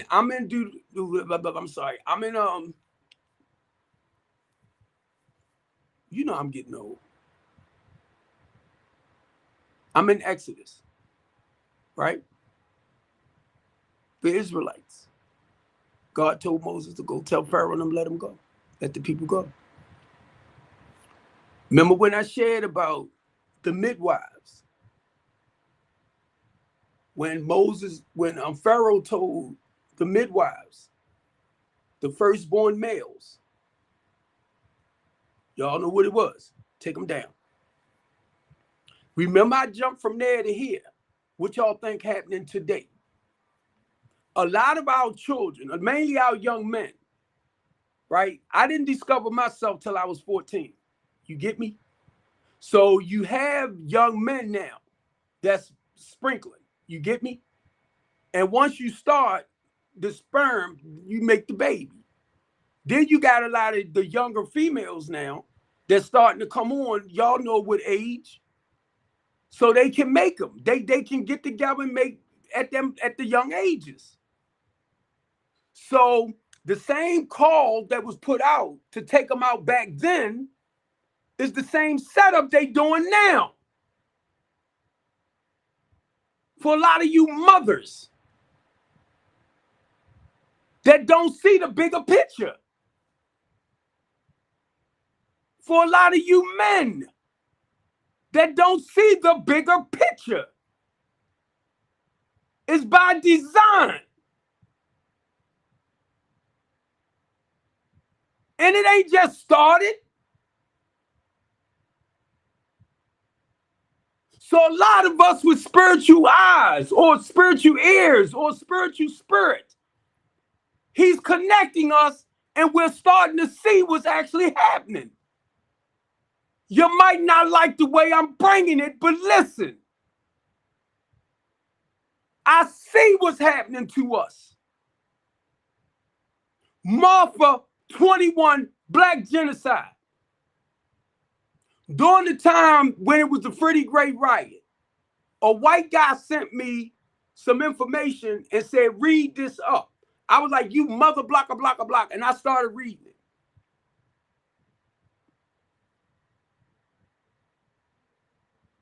And it talks about how it was designed to take us out. Margaret Sanger. So y'all want to talk? Let's talk. I did not know, for a lot of y'all educated, intellectual, research doing mother suckers, that Hitler took out just as many blacks as he did the Jews. Did y'all know that? I read that in that documentary as I was reading through it. Did y'all know that? We always looking at the Holocaust, right? We read about the Holocaust, right? But did you know he took out just as many blacks? I was shocked when I read that. But y'all know every freaking thing. Now I'm talking about a person that fights for our civil rights, equal rights, and constitutional rights, because I have to understand where it's coming from in order to know how to fight.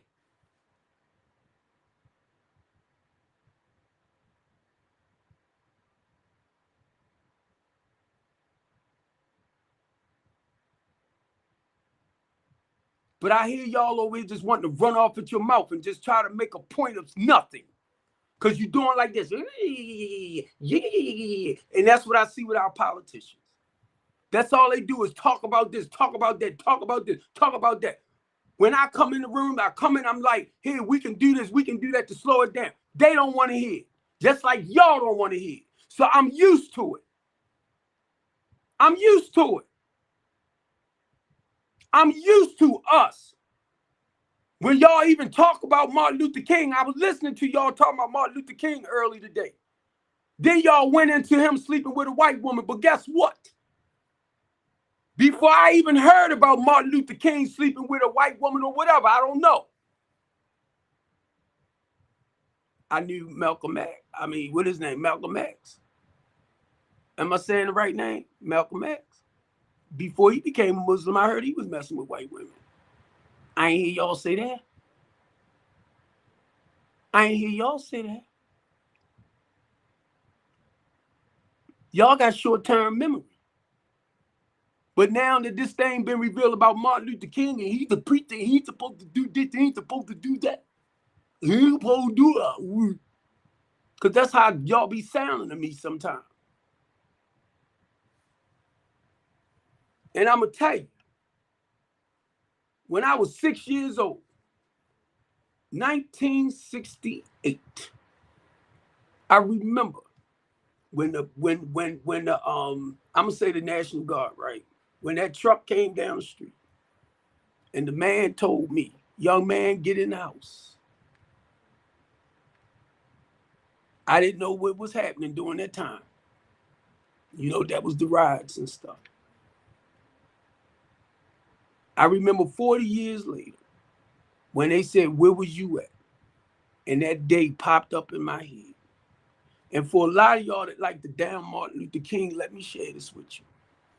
A couple of years ago, Tashawn, that spot that I stood in when that truck came down the street and told me go in the house, I stood in that same spot some years ago. I walked back up Linden Avenue on the side of the street that I was on. And when I got to that spot, I stopped and I started crying. I said, this is the spot. How many of y'all can share something like that? But you like running off at your mouth. You like to sit up here. You want to talk about the civil rights movement. You want to talk about Jim Crow. You want to talk about all this stuff that you have not personally experienced for yourself, that you're going off of other people's information. That's why it's called his story. It's not your story. It's his story. And that's the only thing I can share with y'all is his story.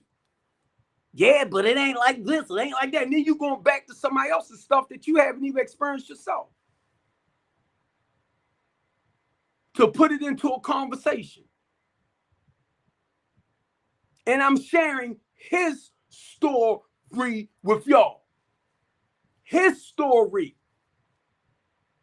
Is you missing it? His story. It's my story.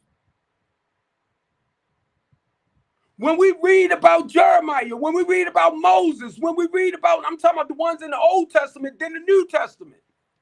We're basically reading about his story. And we don't know if it's truthful or not, right? But we'll believe it to a degree. And that's understandable. But we don't know if it's really true. But we'll just believe it is what it is, what it is. You get me? Until you start experiencing life for yourself. If you 30 years old, you can only share what you have experienced the 30 years you've been here. Not 40 and 50, you only 30. Why would you even try to put your mind past where you at?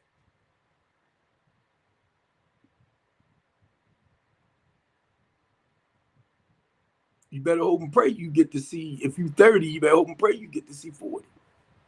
Then you can talk about what you went through your 30s to reach 40. But see, a lot of your age don't mean nothing. Oh, it don't? The number don't mean nothing? Okay.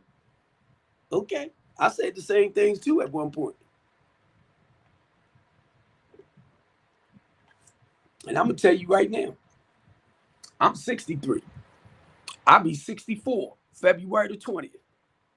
If I'm alive to see it, I'll be 64. Now, guess what? I can start sharing my experience at being 64 years old. And if you 40, can you? If you 50, can you? Let me say this. If you 55, can you?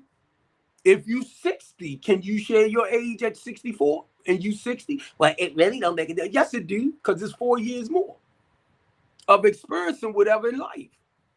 Stop telling ourselves that. I can't even talk about like 70, because I'm not 70. Be honest with you, by the time I turn 70, I hope I'll be in better condition than what I'm in now.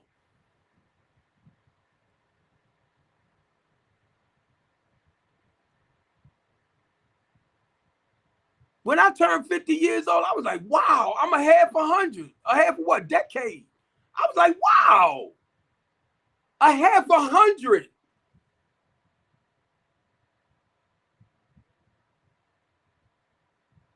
$60 now. 3. 13 years later.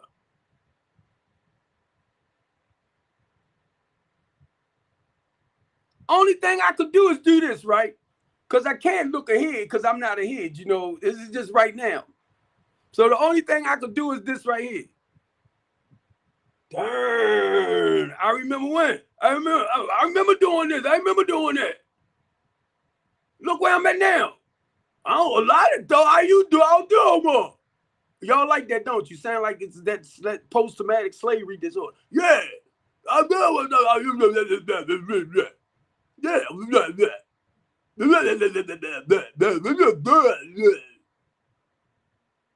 And that's how a lot of y'all sound on TikTok. I'll be over here cracking up. I'll be like, listen to this. Then they be on people panel, Tashawn, if you still there. The host be trying to quiet them down. They will not shut the freak up for the host. Telling the host to shut up.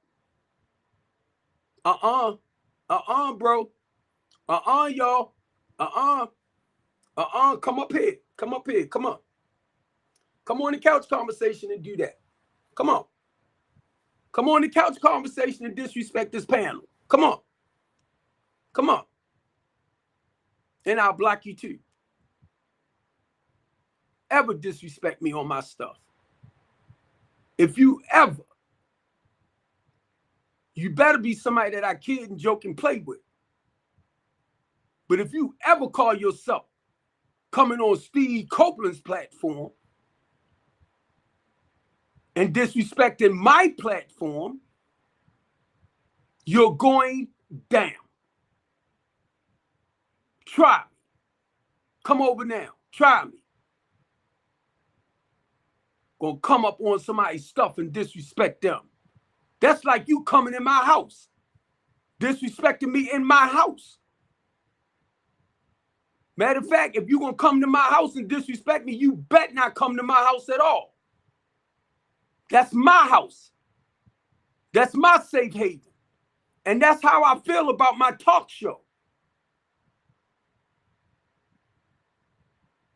And you feel like I can go over there and I can say this and that. Oh, not over here.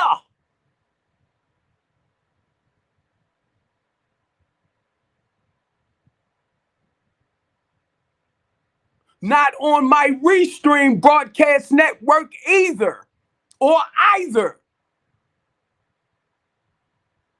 And once I get the platform right, I might not act like this. That's a lie. Because look. I'll be honest with y'all, and I see I'm trying to watch my words, but I don't really care what y'all feel and think about me. I don't. Because y'all gotta understand. And Kenny, thankful, I see you right there, right? Because I look at my man Kenny. Kenny's stepping up to the plate for a lot of stuff that's happening in Baltimore City. And I commend him. Because he's going against the norm for a lot of stuff. Because he's putting people on blast. And I admire because he's not backing down and basically he's walking by himself. But he's putting stuff, putting stuff out about how our politicians can do a better job and they're not.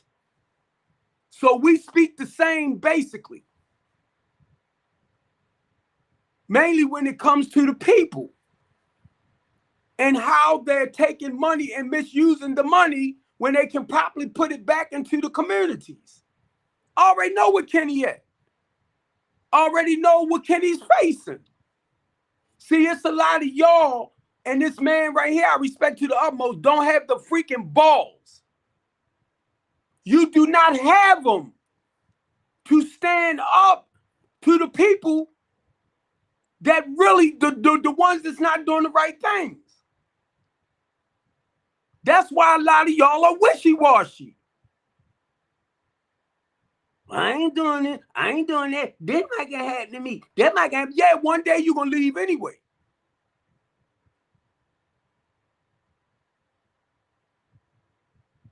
I watched this man. I met him some years ago.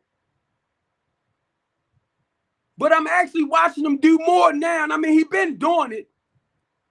But I'm watching him more. And it's a lot of y'all in Baltimore City see the work that we're doing.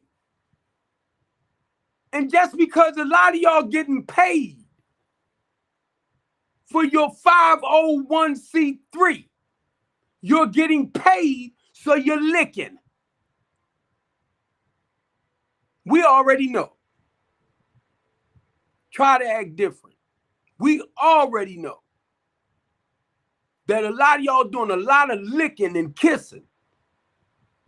And then you taking the money and you're not actually putting it where it's supposed to go. We already know that.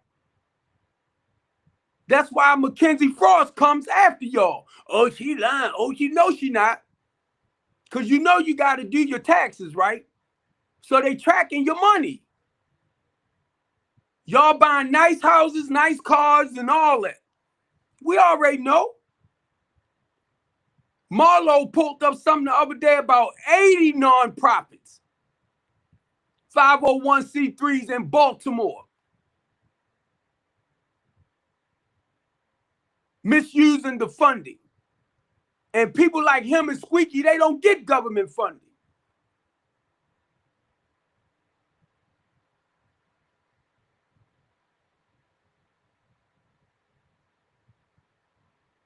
Now I'm gonna make this statement here too, because I just read about Ivan Bates, right? Ivan Bates is starting to back up off of Brandon Scott because of Muncie. Y'all know what Muncie is, right? Safe Streets. Now, you have a lot of ex-criminals, right, that came home from prison that they hired to go back out into the community. But guess what? Nobody taught them how to change that mindset. That's why y'all find out a lot of the offices that they have is still corruption going on in there because they still trying to do stuff, but this time they doing it in a clean way, right? But their thing is trying to hide behind the scene. And Mackenzie Frost started putting them on blast. So what Ivan Bates is saying, because things are not adding up, he's a prosecutor. So he's working with the mayor office, right?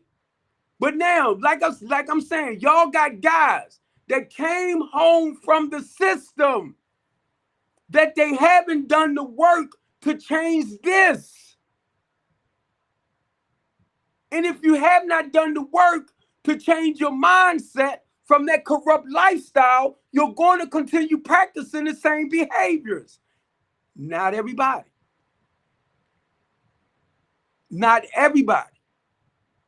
But you got to learn to change your old ways of thinking or you're going to go back to doing it again. I'm coming up on 33 years. I know how it goes.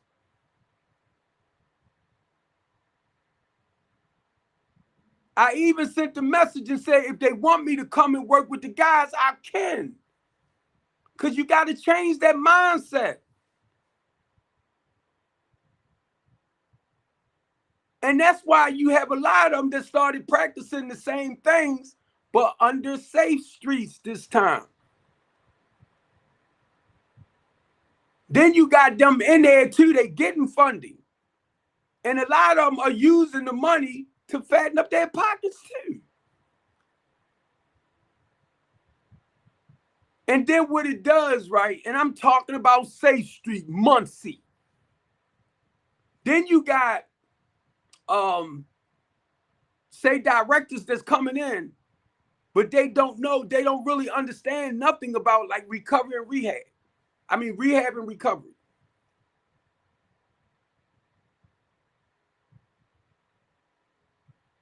Now, if I was with Safe Streets, we would have group meetings like harm reduction in the community of color. We would have meetings like safety in the war zone.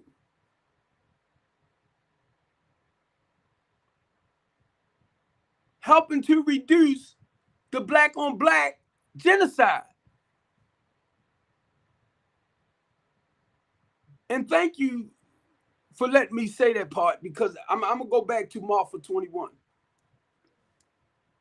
And it's tying in what I first started saying about Moses, right? With the Israelites. Okay. Now, when I read into this documentary as well, it said 10% of the Native American is still around. Because during this time, right, they talking about, over the years, they're talking about like abortion, ABs and all this type of stuff, right? So they talking about this, right? So it got to the point that they eliminated down to about 10% of the Native Americans. You know, when I read that part, I'm thinking African Americans, right? Native American. Then it hit me. I said, oh my God, that's the Indians. But I had started noticing over the years, I wasn't seeing as a child, I wasn't seeing like Indians like we used to, but I was used to the costumes and all that, right? But then, once again, I was talking to an older gentleman that remembered Margaret Sanger and all that too. And he said what the Native Americans started doing is migrating into other races to continue that population, their population. So I'm gonna say this with y'all. For a lot of y'all that talks about this interracial dating and we don't need to do this and we don't need to do that, that's to help your legacy continue going on. See, a lot of y'all sit up here and you talk about because we don't need to break this, we don't need to break that. But my grandfather, father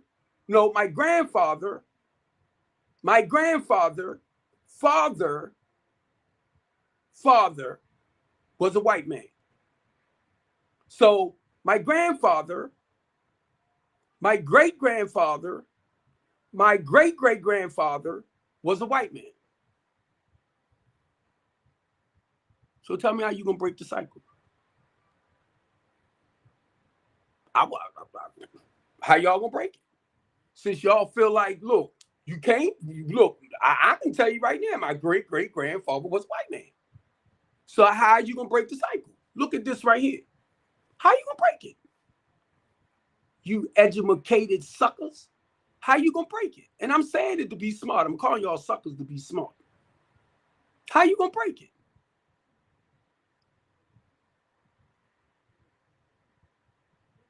Then you got children that's from other races like Chinese, you know, Japanese or whatever, right? I'm just trying to think of other races that's fathers or mothers are black. How you gonna break it? Biracial children. My bloodline gonna go on for whatever. I'm talking about Steve Copeland. I got a grandson. I have a granddaughter. I keep saying I got two, but I got two. In my spirit, I do my 2-year-old, right? But I got two. Well, I'm sorry.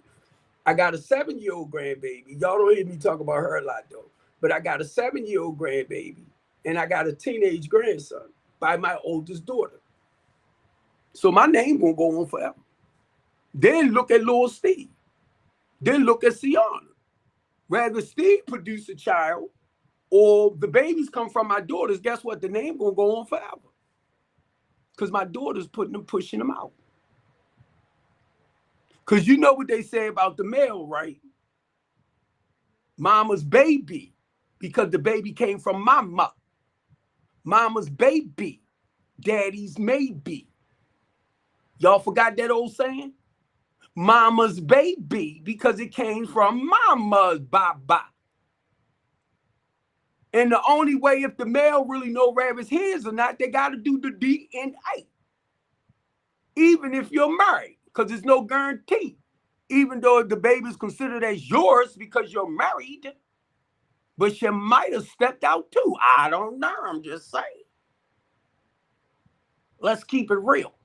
How y'all say keep it a bun or 100? However y'all do it. Let's keep it a bun. Y'all mean? Yo, mean Shay? I'm sitting up here listening to a lot of men, grown freaking men on TikTok. Yay mean. Like, what the freak? See what I saw somebody got. I'm like, what in the world type language is that? Yay mean. I heard stuff like that when I was younger. I think back during the with the rap and all that. Yay man. She want to go to get bam bam. Yeah, like what in the world? Yay mean.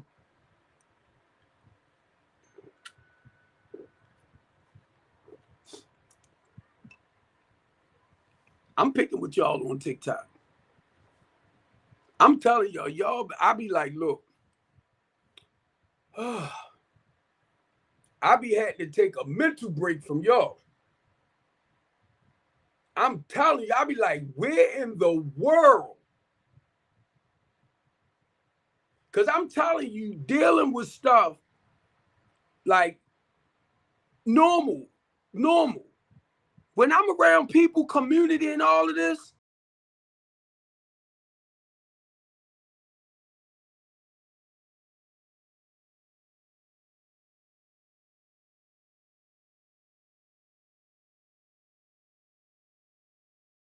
God knows, I be thinking, to me, a lot of y'all are being paid to come on here, starting stuff, keeping the chaos and confusion going amongst amongst us. And I'm like, oh my God. I'm telling you, and I've been hearing other people lately saying the same things. Because I said, something ain't right about this. Something ain't right about it. And we are mentally, listen to what I'm saying, men, women, when you calling your women your queens bees, and you calling your men no good, this and that, blah, blah, blah, blah, blah, blahs and stuff like that, y'all make me wonder how much y'all are getting paid for this. I'm telling you. And when it's about 3 and 4 y'all, it makes me think, and y'all basically coming the same way, y'all calling each other and saying, let's go over here, girl, and let's do this and let's do that. Yup.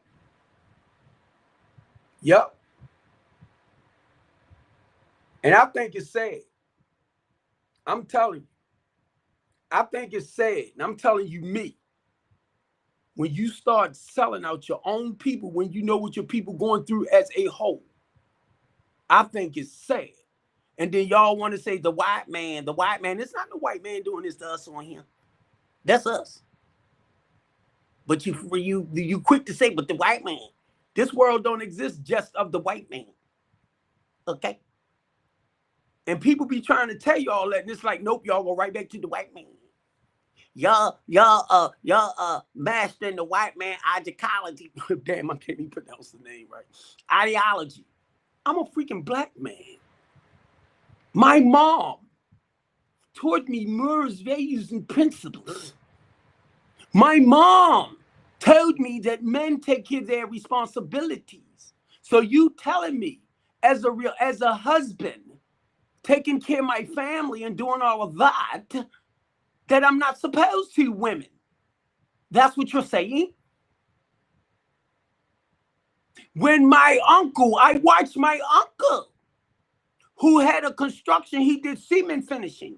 He would come home and hand my aunt hundreds of dollars.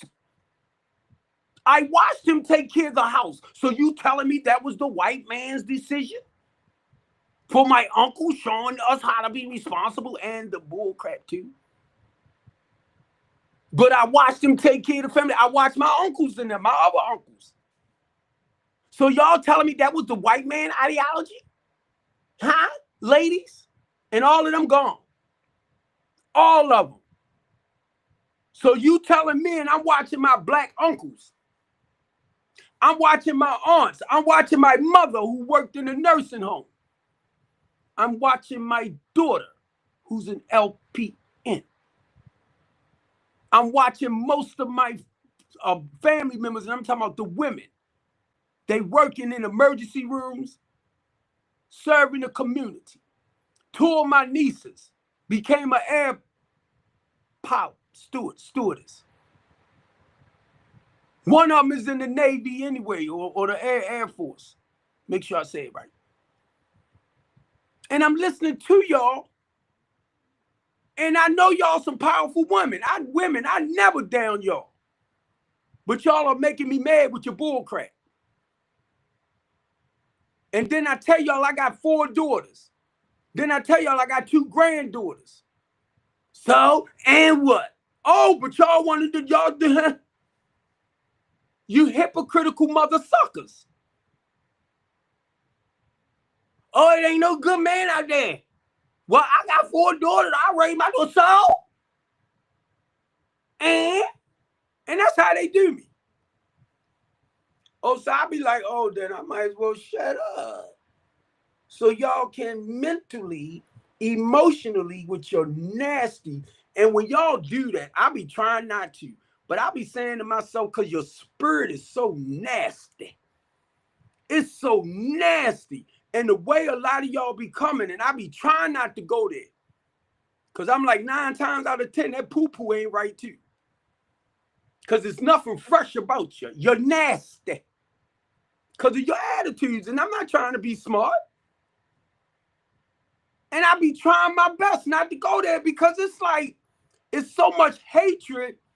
It's so much bitterness, right? And I'm like, you gotta stink. Because to me, hatred and bitterness or envy, it stinks. I can't get that out of my head. When I hear you bashing each other like that, you're showing me just how much you care about yourself. But you'll try to lie to yourself and act like, oh, well, see, I respect men. But no, you come on here with other women and you bashing men.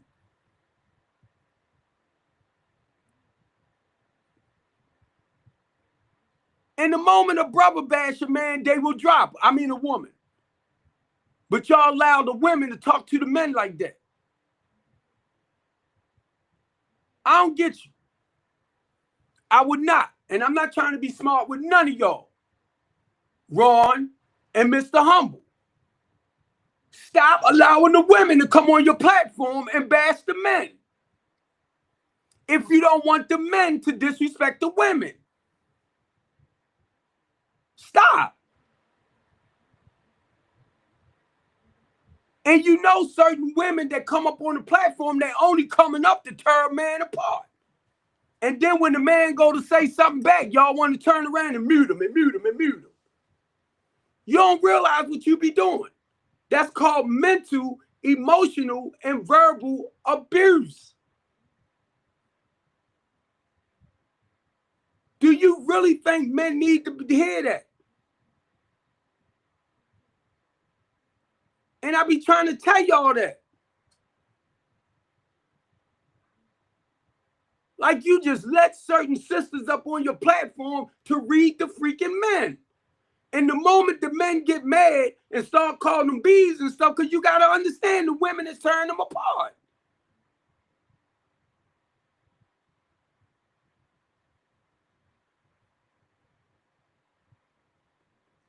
And thank God I'm not a model on some of y'all stuff, because the ones that come up there, I would drop. I'm telling you. Why am I going to sit back, right? The same way we don't want the men to disrespect the women. But it's okay for the women to come up and bash the men. Oh, yeah, get them, get them, get them. You will not do that over here. You will not. So keep going to other people's platforms that don't mind y'all sitting up here bashing each other like that. You will not do that over here. So that's right. Stay away from here. And just like Tony, what you were saying the other day, you ain't got a lot of viewers. You ain't this, you that. And what I tell you, Tony, it was told to me and I already know. Steve, don't pay attention to the views because you are seen all over the world. And it took a woman from Baltimore City to go to Africa to tell me she can see me. It took a woman from the UK, Tony, to tell me from the UK she was sharing stuff with me about the politicians over there, like the politicians here, sleeping with the children.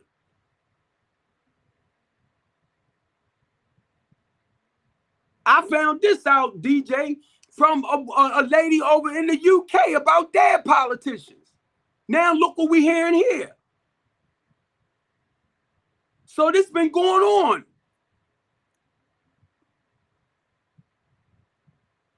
Grown men with supersizers sleeping with 6 and 7 and 10 and 11, 12-year-old Both. And y'all all right with that? Y'all all right with that? I'm on TikTok. I'm on Facebook every day. Donald, I watch the bull crap you put up. Christopher Anderson, I watch the bull crap you put up. And all of y'all are Donald Trump fans. Brenda, all of y'all got children, daughters.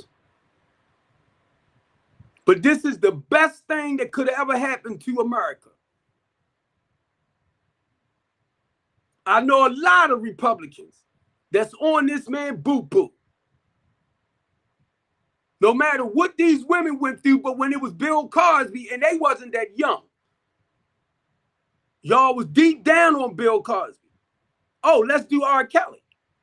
L, let's do P. D. P. Diddy. I said P. D. Excuse me. And that goes to show me, y'all some prejudiced goddamn people. Y'all some prejudiced people.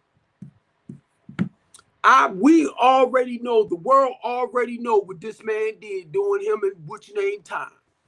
The thing is, what is they gonna do with him? Oh, they can't charge him. They can't notice. A lot of this happened way before he became one.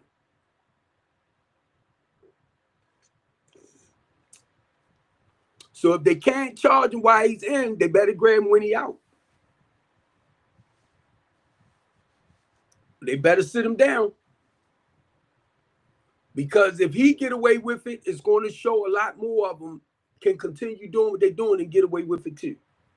Y'all ain't looking at the big picture.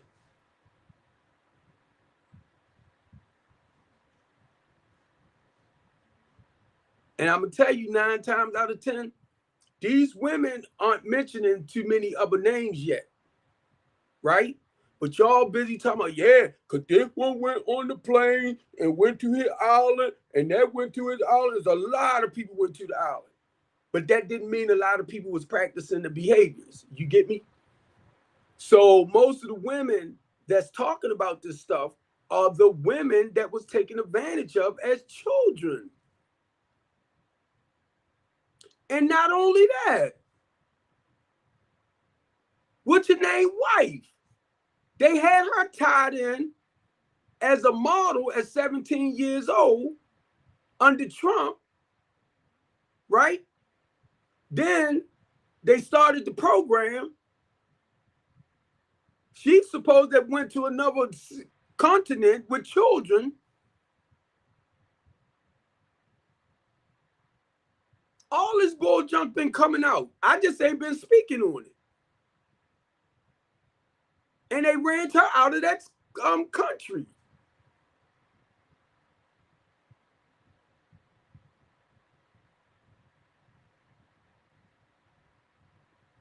They even talked about her family that know Trump. They talked about his family that knows Trump, apart business-wise and stuff like that. But y'all be hearing stuff, y'all be getting this information, and a lot of this stuff you can what is the search? Because I'm getting old. Facts, check facts. Fact checkers. And it's another company out there that does something like fact checks too. Fact checkers.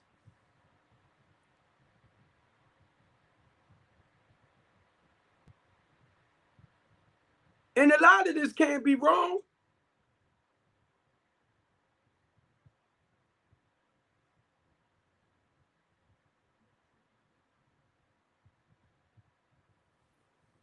I try my best. Almost 2 hours and 13 minutes. But I try my best not to go in my brain a lot.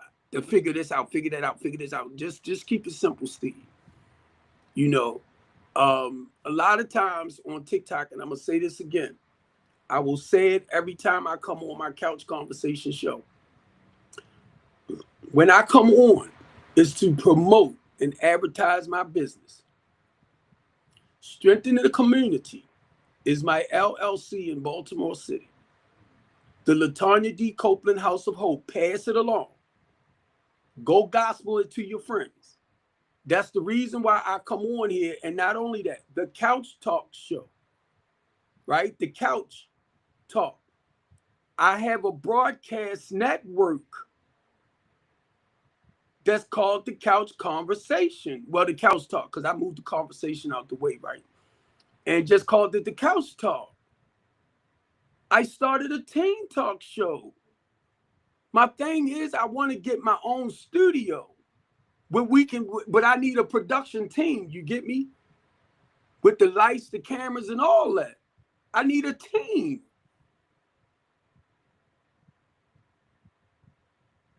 I tell y'all this all the time.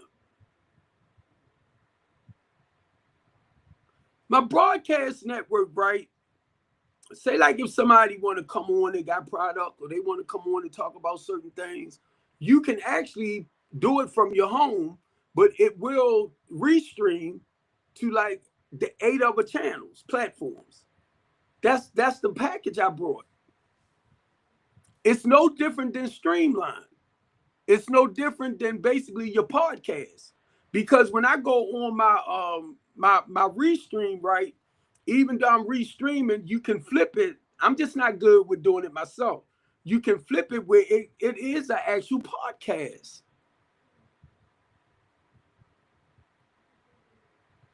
And anybody that does podcast shows, if I mention something about my restream, they understand they're basically the same. I even tried to embed TV into this right here. But because of and that's Stream, STRIMM, right? Stream TV. Then you got Restream. So I was trying to do the TV and the live stream together. I even tried to do it with Amazon. I tried to embed Amazon in here, because they do live streaming too.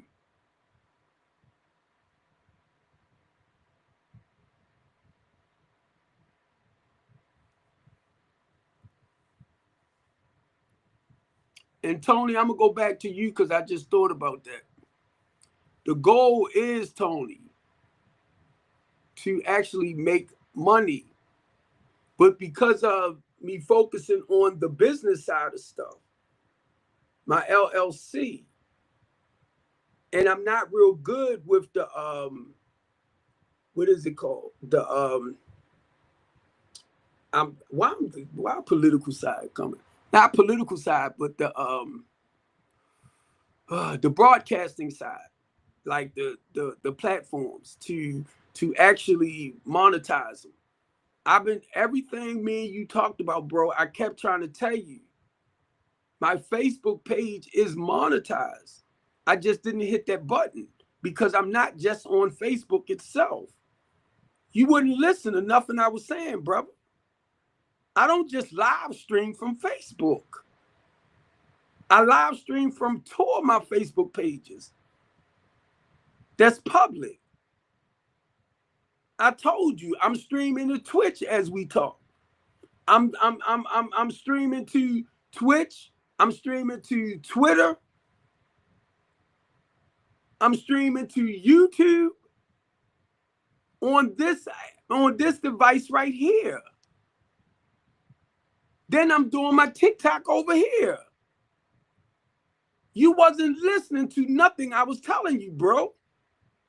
That's the problem with a lot of y'all. I'm telling you what I do to do the business thing, and y'all don't listen. Then you try to compare shit like we in competition. I'm not in competition with y'all.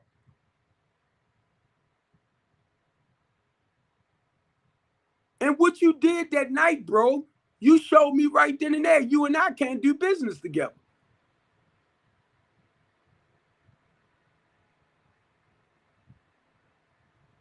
I'm not going to have nobody,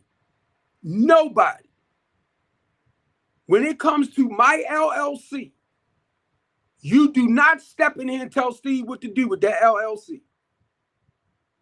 I would never do that to you and your business. Your business should already be together if we're going to team up to do anything. Your paperwork got to be right and all that. Same with me. And one thing I learned in the process of doing what I do, if my LLC EIN number ain't right, I can use my social security number. Sole proprietor. I pronounce words horribly. Know why? Because I read up and I studied a lot of this. Just like if I wanted to close that down and just put it back under another EIN number, I can. And just change certain words around. Because it's called business. That's why so many people have different businesses with different EIN numbers. This is a lot of the stuff that I learned from other people that's already doing it. You wasn't trying to listen, bro, to nothing I said. Then gonna tell me, yeah, because I don't need these people. I don't need that. Well, keep doing what you're doing. And if you're making real good money, doing what you're doing, but you're not bringing in a lot to keep it going like this, you're going to end up being broke. Because the whole goal with business after a while is when y'all start coming together, is using other people's money. Ask Elon Musk. Ask Donald Trump. Why did he file for bankruptcy 6 times? Ask him. A billionaire filing for bankruptcy. When you got money to pay people back their money.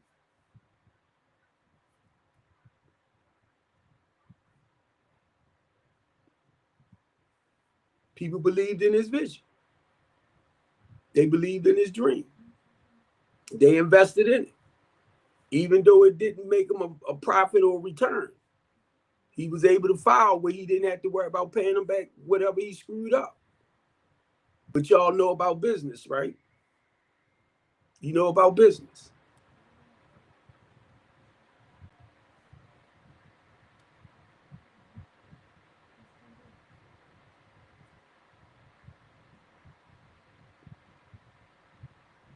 So for me, I got to be real careful. And this is what God been showing me over the years of who I allow in my circle. Very, very, very, very, very, very, very, very, very careful of who I allow in my circle. Because a lot of us, and I'm talking about the black man, I'm not talking about the white man. A lot of us as black people, and it's a shame, that don't want to see each other prosper. But we'll turn around and say, oh, it's the white man, because that. That's why we got to come together. If y'all already know what's hindering us, right? United, we stand. Divided, we're going to continue falling. You didn't get it? United, we stand. Divided, we're going to keep falling. I told y'all the Black Wall Street ain't gone nowhere. The Black Wall Street, where is most of your black people at? That needs the communities to be rebuilt back up. Where are they mostly at? Intelligent people. Intellectual people. Where are they at? It's normally your ghetto. Your poor communities. Where your schools is at that they shutting down. Where your recreation centers at. Where the hospitals is at.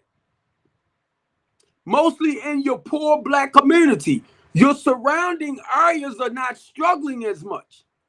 But y'all will act like, and it's not to say it might not be happening too now. Because a lot of the stuff that's been happening in the inner, a lot of y'all act like y'all don't know what the ghetto is. A lot of y'all act like you don't know what the inner city is. You got the inner city, then you have the outer skirts of that inner city. You got the inner. Then you got the surrounding part of the city. So a lot of the money that the mayor gets, because I was at the budget meeting, goes not just a little teeny bit. And I was at the budget meeting in 2023, and I didn't hear Brandon Scott say one time about building back up in the inner city. I heard him talk about the outer skirts of the city, your more conservative areas, and into your community, your like part of the counties. That's how I know a lot of y'all don't know jack stuff when it comes to politics and where a lot of that money going.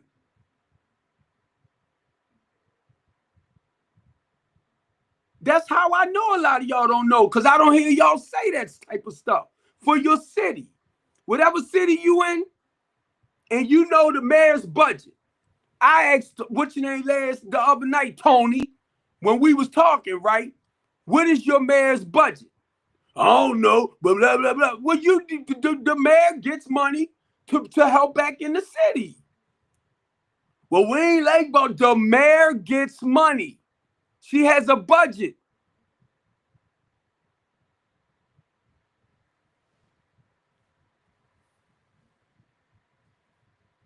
Y'all get me with this mess, man. You want to be quick to talk, but you don't understand what you're talking about.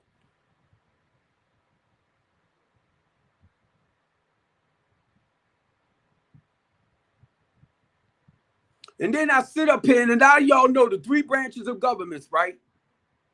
It's Congress. You can say Senate, you can say the House of this, the House of that, but it's basically Congress in them. Normally write the laws. It's not the president. But y'all will give the president the credit like he's sitting down writing this, like he writing that. No. All of them got to come together to decide on where they want to do, what they want to do with certain things. He has power. Do not get it wrong. But one individual is not. That's why I read up about the three branches of government. Supposed to have all the power like he having. But it's Congress. But y'all turn around and him. No. Now, the reason why right now, if the Democrats was more and had more seats, they could actually impeach him because they want him gone. It's the Republicans that's holding on to him because they have more seats. But believe me, the Democrats are coming. They coming.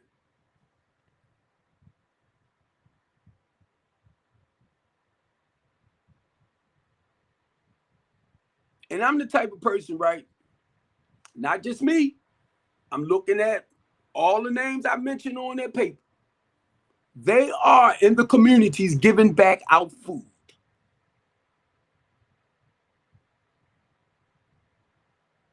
So I can't speak for other cities, but I can tell you what they're doing for Baltimore City. The governor put out about $10 million. Now they got reserves, right?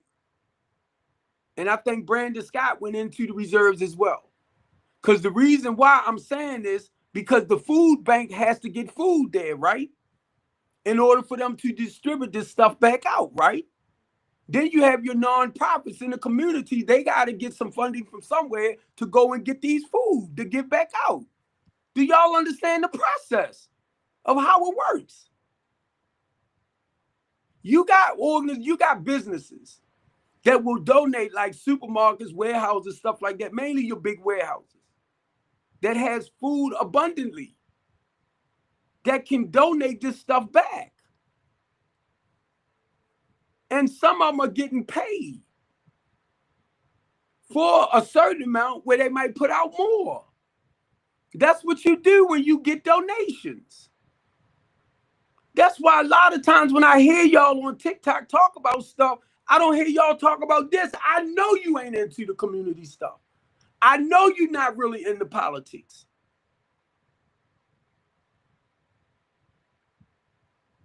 I know you're not involved I say community stuff. Like the neighborhood association, right?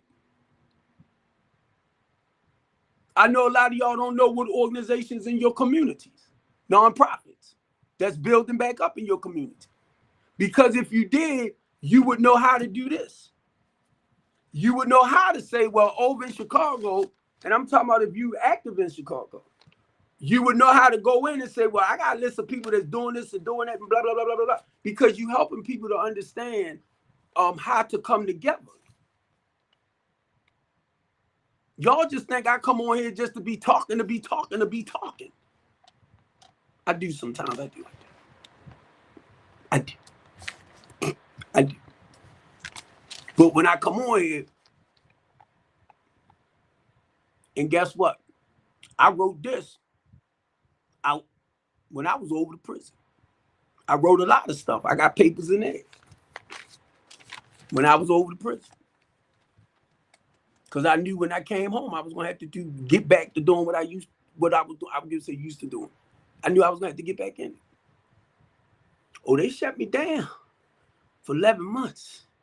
And then they had me on house arrest for 13 months, me and Merlin Mosby. But we're free now. And she went on TED Talk since she been off of house arrest. She's traveling now. Now, mind y'all, she's a lawyer that became state's attorney.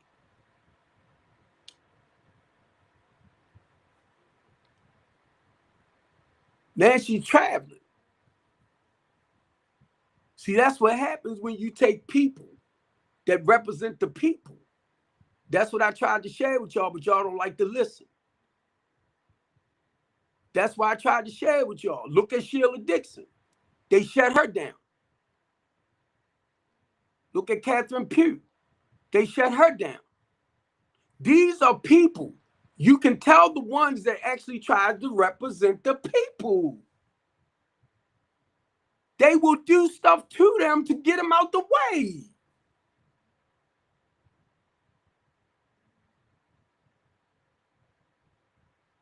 The people, the ones that really stand for the people. And I keep telling y'all, look what the freak happened to me.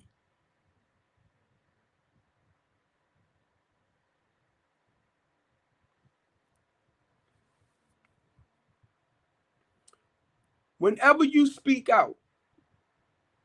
So y'all want to, let's go back to, I'm going to do the disciples for you. I'm going to do the disciples. When Jesus called them to come and go with him, what did they end up doing to them? They locked them up, right? They took them out in that sense after what happened with Christ and everything. So anytime you got somebody that's speaking against corruption, whether it's religious or politics or anything along that line, don't we talk about scripture? Don't we talk about the politics today?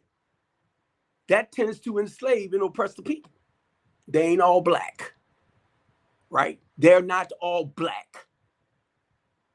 That's y'all stuff. And I almost cursed. That's y'all stuff. The white man only doing this to and the white man did it.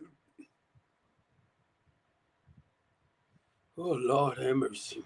I'm going to have a stroke messing with y'all. No, I'm not. I ain't even trying to claim that. I'm going to check my pressure when I get off. I ain't even trying to claim that. God got my back. I ain't worried about that. God showed me when I was over the prison. God took me into, I might pull up the scripture, showed me everything that was happening to me. And told me when I'm ready for you, I'm going to come and bring you home, back home. I'm going to put your name above all other names. I'm going to bring everything back together for you. I'm telling you, I was reading that every day. I was thinking about this too. Zephaniah, I be pronouncing it wrong sometimes. He guided me right to it and told me, when I'm ready for you, I'm going to bring you home. February the 16th, 4 days before my birthday. I was released from the prison hospital. He said, when I'm ready for you, Steve, I'm going to bring you home. Y'all don't understand nothing. Somebody's sharing their life story with y'all, and y'all like, oh, he get.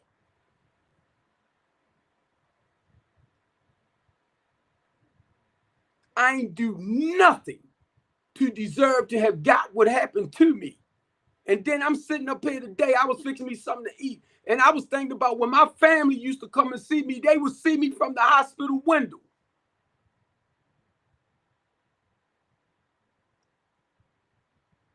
I didn't want them in there. Oh, he crying now. Oh, he this. I'm a freaking human being, and you need to cut that stuff out, because the next time you cry, I hope I pop up in your head so you can suck it up. Anytime you want to knock me, when you cry over anything, I hope Steve Copeland pop in your head. He got all his feelings and emotion. When you get into your feelings and emotion, I hope Steve Copeland pop right in your head. Oh, I was judging Copeland, and here I go. You hypocrite. Y'all, we real good talking about stuff when we not pained up. Oh, let it go. Oh, leave it alone. That's what I'm trying to do, is not leaving like that. Oh, let it go. Just let it go. Just leave it alone. Until your butt hurt. And then when somebody tell you that, now you mad. Preach. I watch people do this. I watch people, when you not hurt, you walking on water. Oh, you don't let it get the best of you. You don't let it do this. That takes a lot of work, I'm telling y'all. You don't let it get the best of you. You don't let it bother you. That takes a lot of work. And y'all act like it's so easy. Y'all make it sound like it's so easy. Just let it go. Until you get a turn. And you know what? I won't say nothing to you, but then I say this. Man, that's what your butt get. Remember what you said? Practice what you said out your mouth. Mm-hmm. Oh, you've been going through that for about a week now. Let it go. I mean, and you ain't let it go yet? You still holding on to that? You need to be, it takes time. Y'all act like stuff just, I'm telling you. That's why I thank God. I'm telling y'all right now, I thank God that because of my experience, right? And because of working up out of it, like the steps, I'm talking about the steps. That's why when I tell people, right, because it was a person that I was steady talking, right? One time, this guy was going through something, and I was just talking. Rah, rah, rah, rah. He said, "No, tell me how to come out of it." I was like, rah, rah, rah, rah. I was just steady talking, and then it hit me. He was talking about the step that you took to break away from it, and it hit me. I was like, "Oh my God." So I had to share a process with him, step by step. And I'll tell a lot of y'all that on here. Your intellectual asses. Share the steps. Flies right over your head. And you'll keep doing this. Step by step. Let it sink in. It was a guy. I was talking a good game. And on TikTok, y'all always talk a good game. I was talking a real good game. Yeah, blah, blah, blah. No, he said, and that's why now, when it comes to dealing with clients, when it comes to dealing with people in general. Now, I'm a sponsor. So it's a process that you go through step by step. And we never, unless you're licensed or you're certified in certain areas, that's where you teach people coping skills and stuff, strategies and stuff. So when I'm on a platform and I'm listening to y'all, I'm trying to hear this.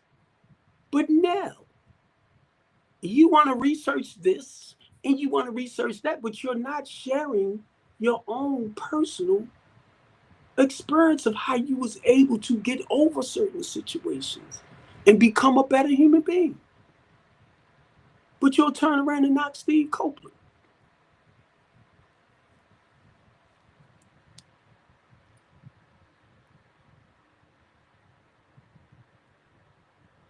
There you go.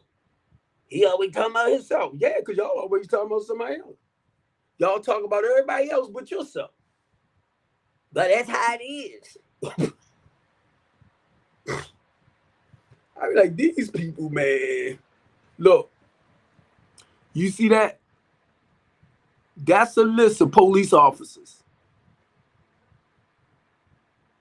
in Baltimore City. Now, this is a two-sided picture frame. Now, that's just one, both of them is just one side, and I got names on the other side. I had a whole list of officers that was coming for me in Baltimore City before I got arrested.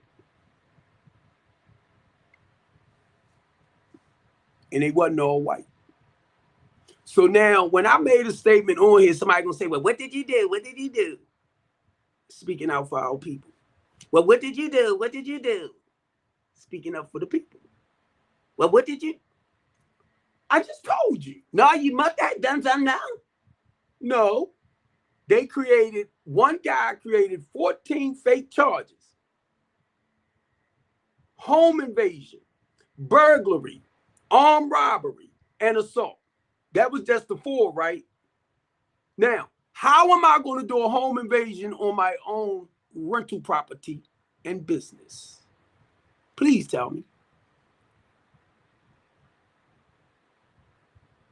I'm waiting. I tell everybody that. Well, see, no. The lease, the rental property and business. Strengthen the community is my business. The Latanya D. Copeland House of Hope is my housing program. Now tell me, I'm renting property. I'm renting property to house my clients. That's my business. So please explain to me how I can do home invasion on my business, my own business. Burglary. Huh? I'm the one change them locks and put locks on doors and everything. I never had a chance to talk to a judge to explain to them about my business and the work that I do in the community. And I had people come tell me, yeah, because I had rental property and I was renting out rooms. No, they had property, but you know, some people does leasing. I don't do lease agreement and stuff because it's a business. Now, some people do. It's transitional. So I don't do a lease agreement because there's no guarantee you gonna stay. Y'all got to understand, I deal with the homeless population. Somebody might come in 2-3 days later, it's like I'm gone. Because they might not like the setup. They might not like the rules. But what I can do, I fall under the grounds where I can give you a 3-day notice to leave. 7 days. Y'all didn't know that, did you? A landlord can give you like a 4th. If it's not a lease agreement, it's a 30-day agreement. But in my case, I can do the 30-day because it's verbal. I can do 14 days. And please do not say, no, you can't, because I got all the paperwork I pulled up. So don't tell me what you can't do. We talking about like a housing program. We talking about, because I had to read up on it a little bit, like even with your I'm thinking about your boys and girls facility, their houses and stuff like that, their homes for them. When you have a destructive kid in there, the kid that might cause harm to other children and stuff like that, if you keep them with you like that, if you know they're really violent and you don't have a team to really work with that child, you putting other children at risk. So that way you will end up getting sued. So I'm talking about people like me. So if I know you are a violent individual and you have a problem with fighting, I can't hold you. So if you starting to threat other clients, you're going to do this and you're going to do that, I can't keep you. So now I can give you a 3-day notice to leave. The only thing I'm saying, I'm giving you, once I tell you that next day you got to go and try to find you somewhere to go. The day after that, you need to be moving and packing your stuff up so that third day you buy. I read all of that. So please don't tell me, no, you don't. Because that's not landlord tenant.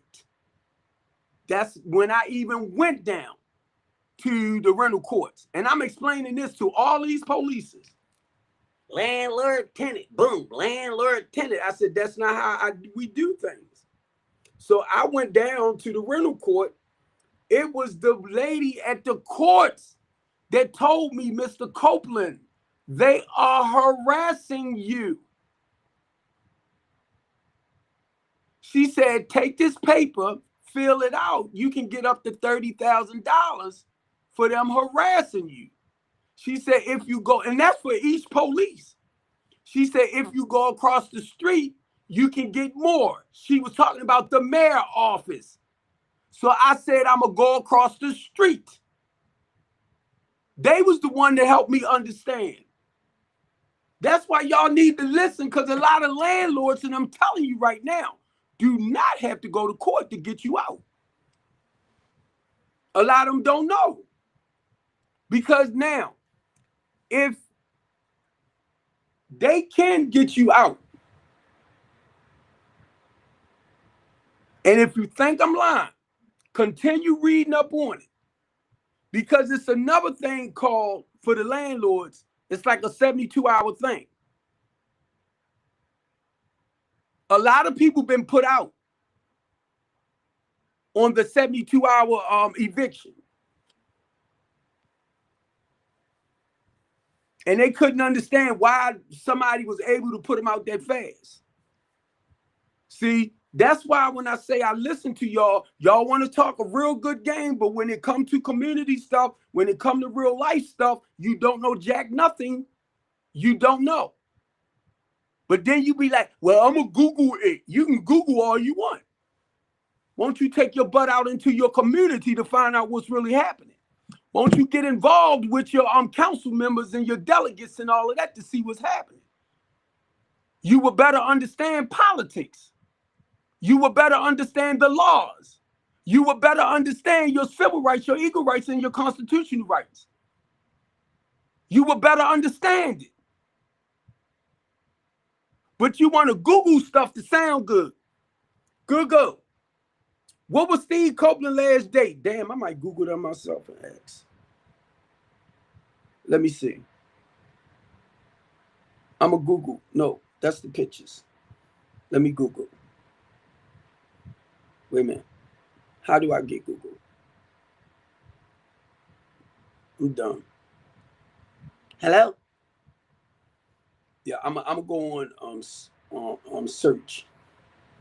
I'm gonna go on Google search. Y'all think I'm playing with y'all. I'm show you how retarded Steve can be. When was the last time Steve Copeland had a date?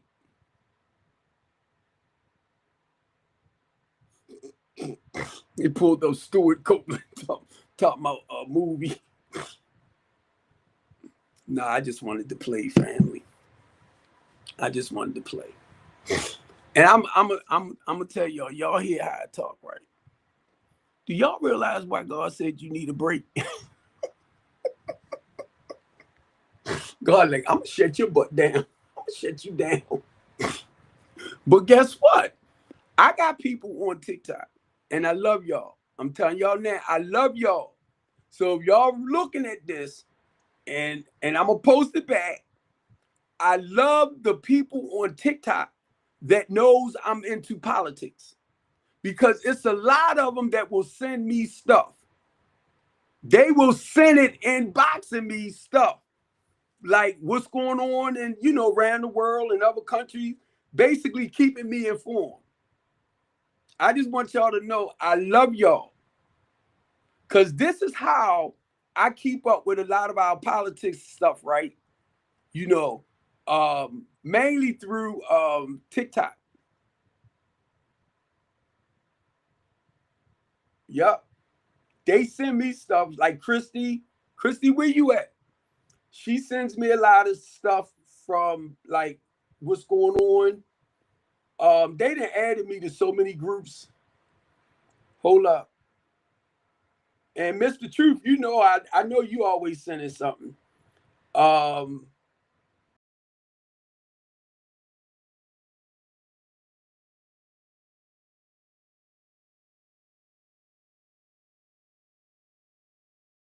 Politics and all of that religion or whatever, you know the two.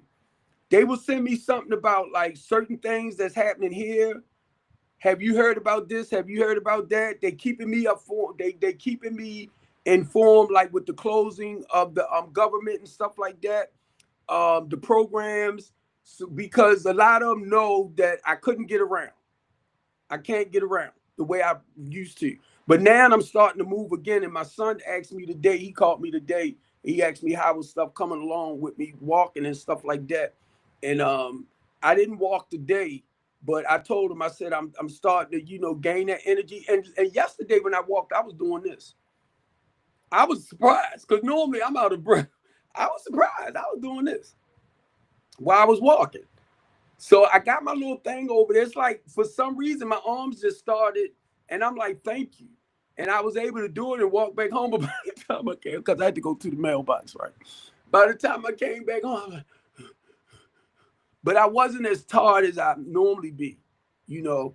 And I was telling my son, and thank God, right? Because the reason why I'm saying this, because I got to get the white truck from the building, right?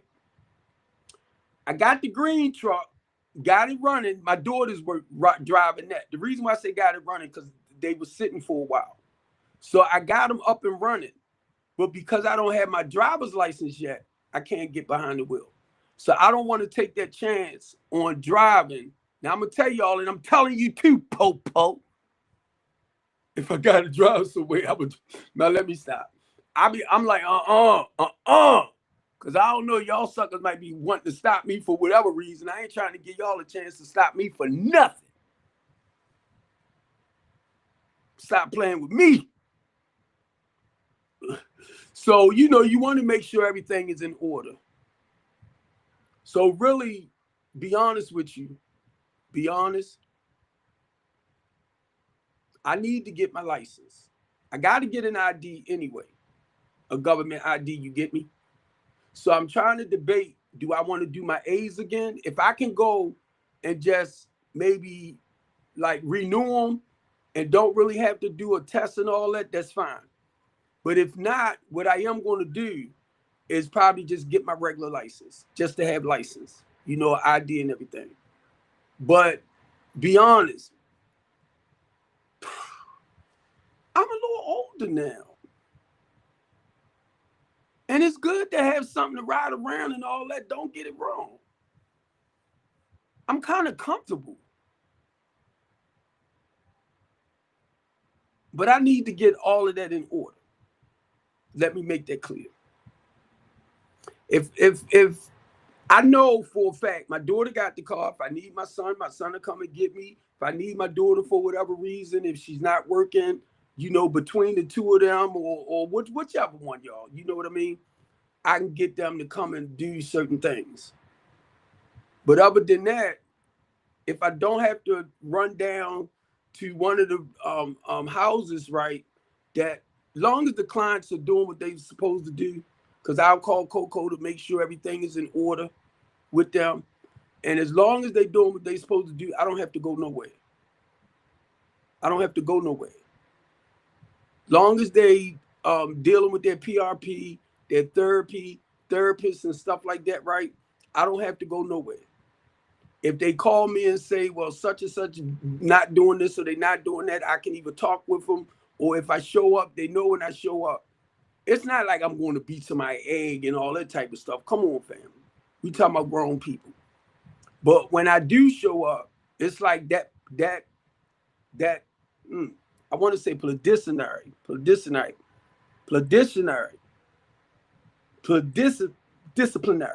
That's what I'm trying to get to. Even though they grown. Because number one is stop taking stuff for a joke.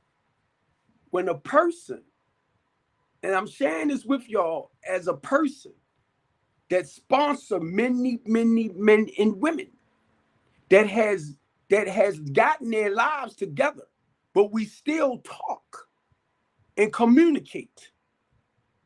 So when a new person asks me, Steve, can you sponsor me? I'm going to give you some suggestions on what to do. That's what we do. We give you suggestions. If a person like homeless, a mother with children, a husband and a wife, or just a young man or a woman, and if they come to me and say, Mr. Steve, can you help me? Basically, they saying, can you help them put their lives back together? Did you miss what I just said? When a person say, can you help me? 9 times out of 10, their lives has fallen apart. They fell on hard time. They done everything they can to try to regain a life worth living, but they keep falling. So when they say, can you help me? They are surrendering their wills and their lives over to Steve Copeland. I do not play with that. If I play with your life, I feel like God gonna punish me. So once you do that, you surrender the most precious thing you have is your life.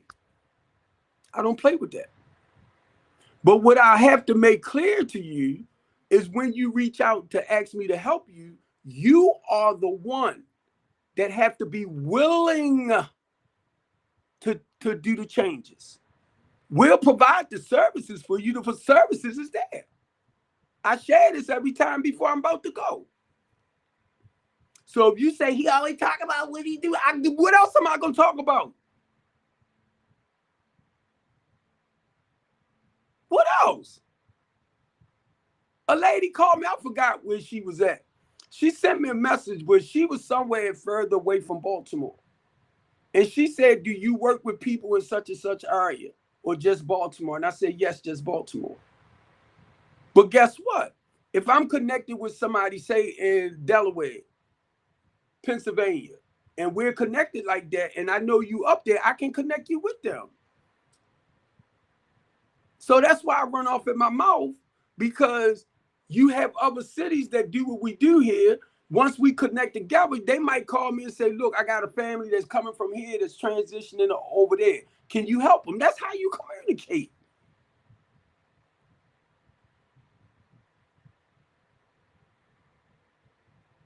And see, this goes back to this statement right here with us as Black people. Well, you ain't got to tell everything you're doing. How people going to know what you're doing if you don't promote it? Well, you ain't got to tell everything. It's by, like, some people, yeah, it's by word of mouth too. But now, if I'm doing what I do, like commercializing, advertising, promoting, people put it out. They tell people. So what am I doing different? Tell me where I'm wrong at. When a mother called me and say, hi, this is such and such and such, and I have a 30-year-old daughter with 2 kids, and they looking for somewhere to go. Can your program help? Blah, blah, blah. Or they read about it on something else. Why y'all do that? Why do y'all sit back and tell somebody how to try to promote, advertise the business? Well, you ain't got to do this. That's your way of trying to shut people down. That's your shoe.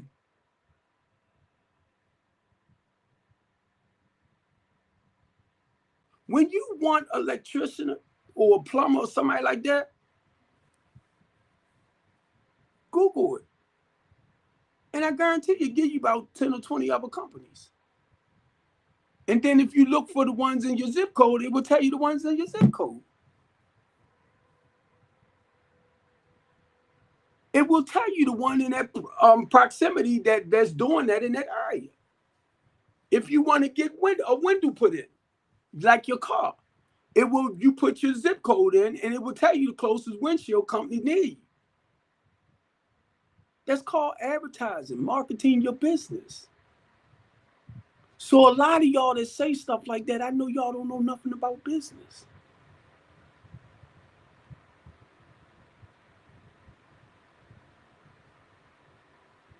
I asked Tony, do you have a website?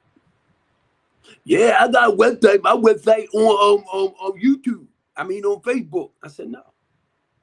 I got a Facebook page. Well, I got a Google page. That's my website. No, it's not. On you on Facebook. No, it's not. That's Facebook. But you tell me you know about business. I hope you looking.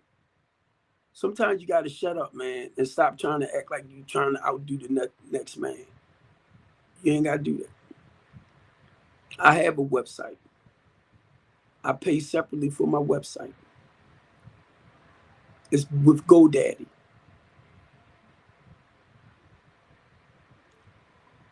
If you go on my Google page, it will send you to my website.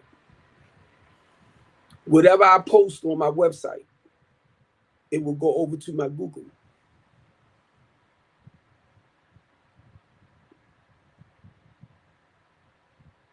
It will ask you, do you want to, like when you edit certain things over there, it will ask you, do you want to send this public? So it'll send my whole page public to my Google page.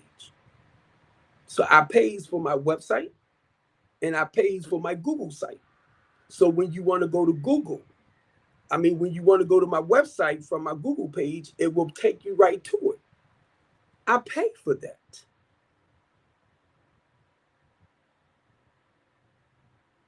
The same information that's on Google is on my LinkedIn page. I asked you about LinkedIn, and I said LinkedIn. I said LinkedIn. You gonna tell me I said link? I said no, I didn't, because I know it's LinkedIn. LinkedIn. This man kept flipping everything we was talking about. I said something ain't right with you, bro. I'm on Vimeo. I'm on Instagram. I'm on YouTube. And I'm telling you this. This is the way I advertise and promote the business and the couch talk, the teen talk. And if you Google it, look it up, it'll tell you. B Moore's Real Teen Talk Show. It's going to point you right to me.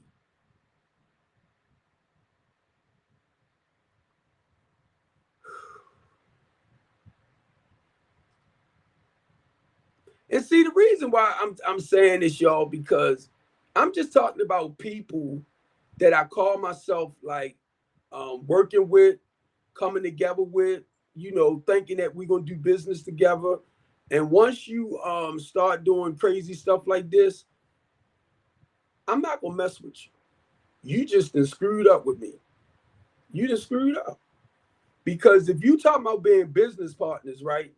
And me and you, we talking. And if we talking business, I'm not in competition with you if your stuff all together.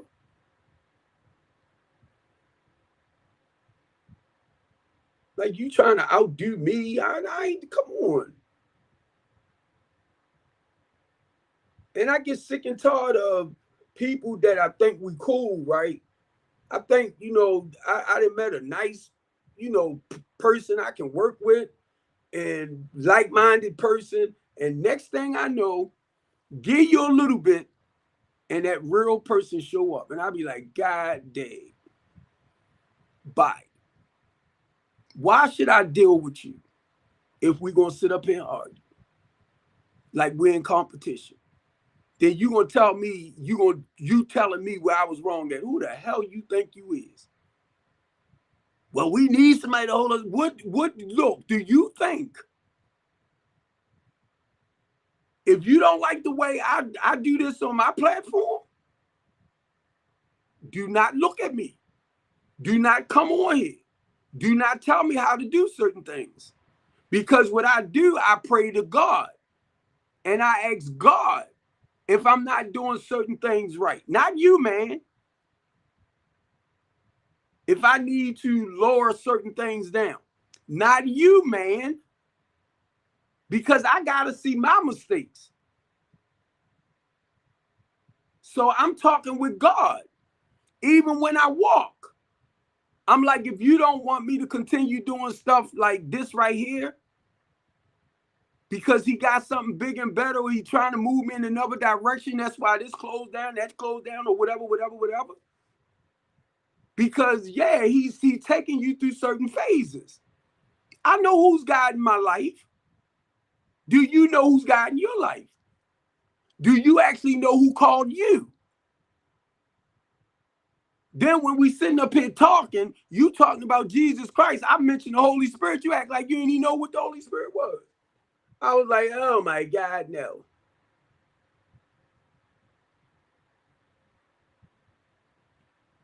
Y'all need to stop playing with Steve.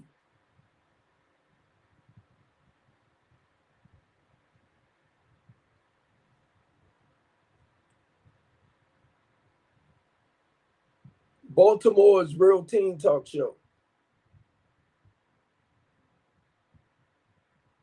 I say Westmore.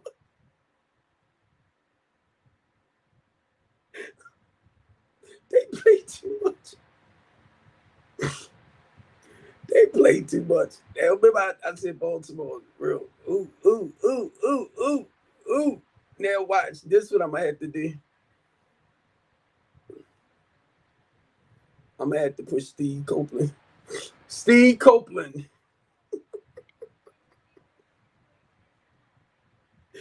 I'm laughing. Lord. It took me to my the couch talk, right? It took me to the couch talk, and then it took me to Stephen Colbert too. I said B Moore's Real Teen Talk Show. Then I realized if I don't say Steve Copeland, it won't push it up. But it took me right to the it got the couch talk, and then it said YouTube, right?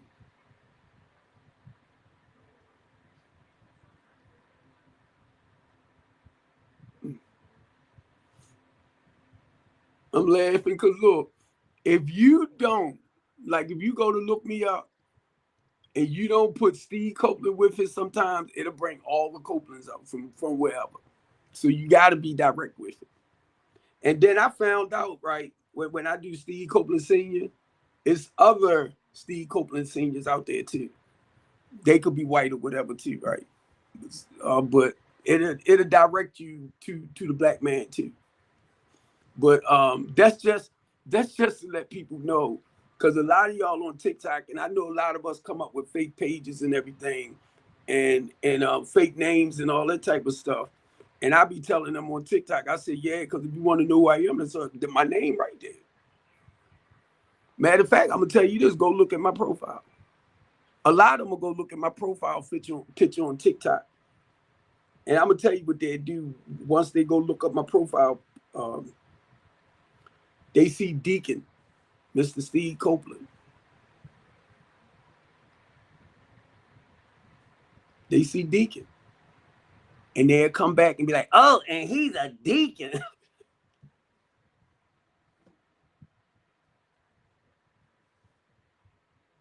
Yup. Yeah, well, I heard y'all be this and that. I mean, don't you do that with y'all. Don't you do that with y'all. They do it every time. I'm telling you. Sometimes I pick with y'all on TikTok just to be picking with y'all. I'll tell y'all real quick. I came out in the 10th grade. I got a 9th grade education. I do it just to hear you say something smart. But then I tell you I got an LLC too. I tell you I retired at 58. What is you doing? You still working? You still doing that? I was able to start doing my business thing even more now. I be doing it to brag. Y'all don't even catch it sometimes. Boop, boop, boop, boop, boop, boop. I be picking with y'all. Let me see. Because it should tell you a little bit about me. I'm trying to see.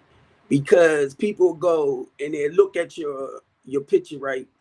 Only because they want to come back and say, oh, he ugly. Oh, he this. Oh, he that. Because you want to bash me.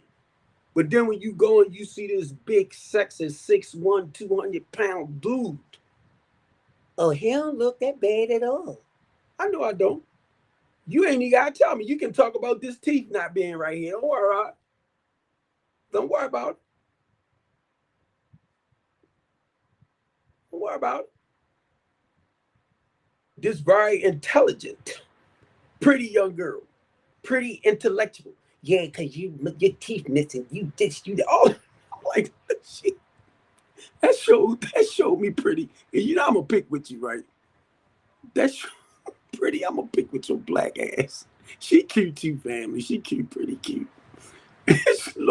But she like bashing. She like bashing men.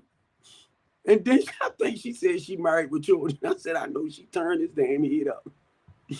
Cause yeah, y'all this. Oh my God. Don't forget, I've been married. I went through that. So I know what you're doing with his ass. I know what y'all doing when you bashing men. I know what you're doing to your husband or your boyfriend and you're committed. When I hear you, I'm telling you personally, that's why I say it. That's why I be saying what I say, right? Because if you come on TikTok and you bashing men, and then you be like, yeah, and my husband is not, be like, oh, he can be right there. And y'all are bashing men and your husband right there. Do you realize you throwing hints to him? Telling him how sorry he is, but you talking to other men. You telling him. He over there saying, you talking about me? You probably looking him right dead in his face. Yeah, and you such and such. But I know, babe, I'm on phone. I be laughing. Y'all don't realize when I be like solid, I be laughing at y'all. And then one lady came on there bashing men, talking about she get ready to get married. I was like, oh shit. Hey, truth. She was up there talking about men like crazy, and then talking about, I think she said she getting married this month. I was like, ah. Oh my God.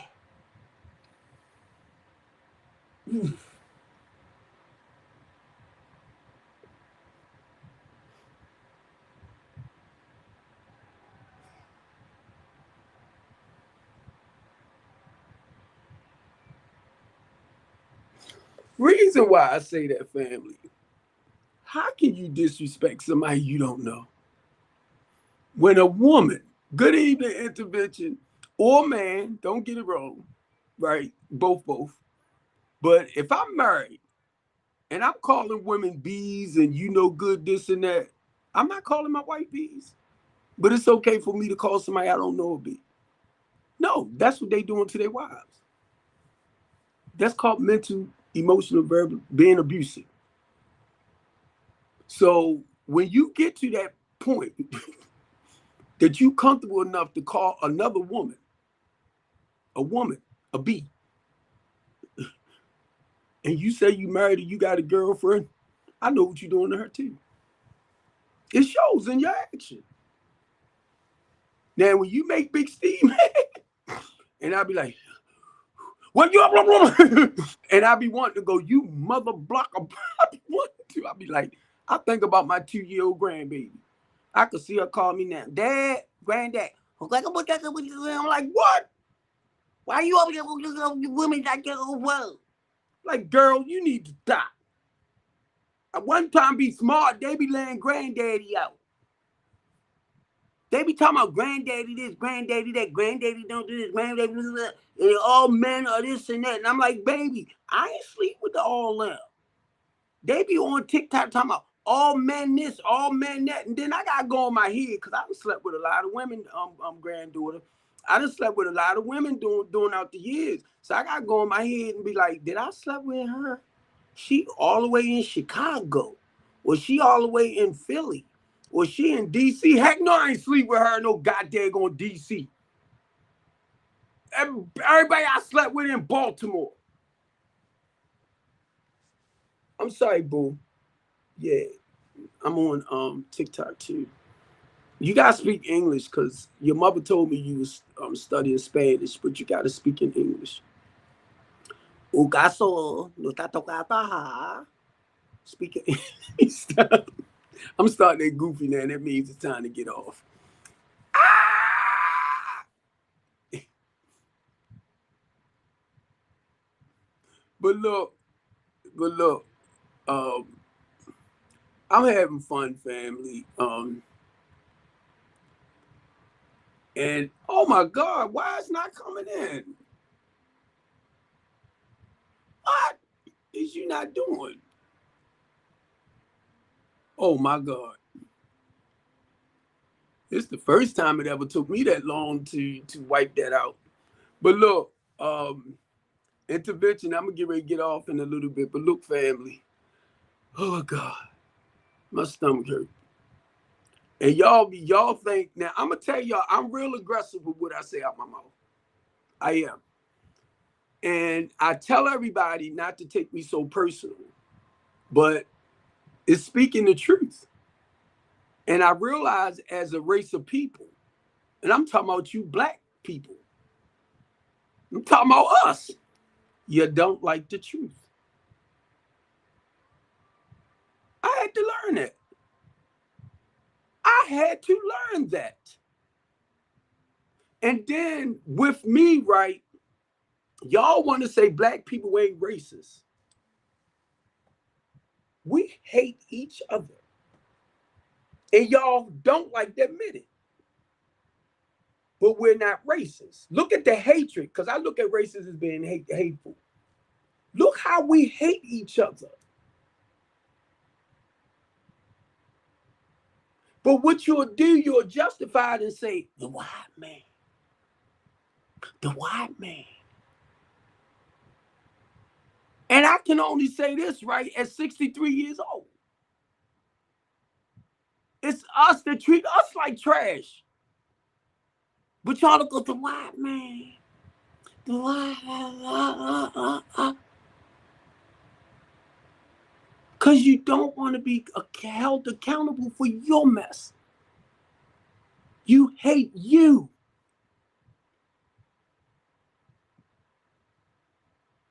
And this is why I try to work with our people to break that cycle. Because when you learn to love you and appreciate you, you can only get back what's here. I'm going to have to end this one right here because this get ready to drop. Family, I love y'all and thanks for supporting me tonight, okay? Baltimore City. But I'm going to have to end this.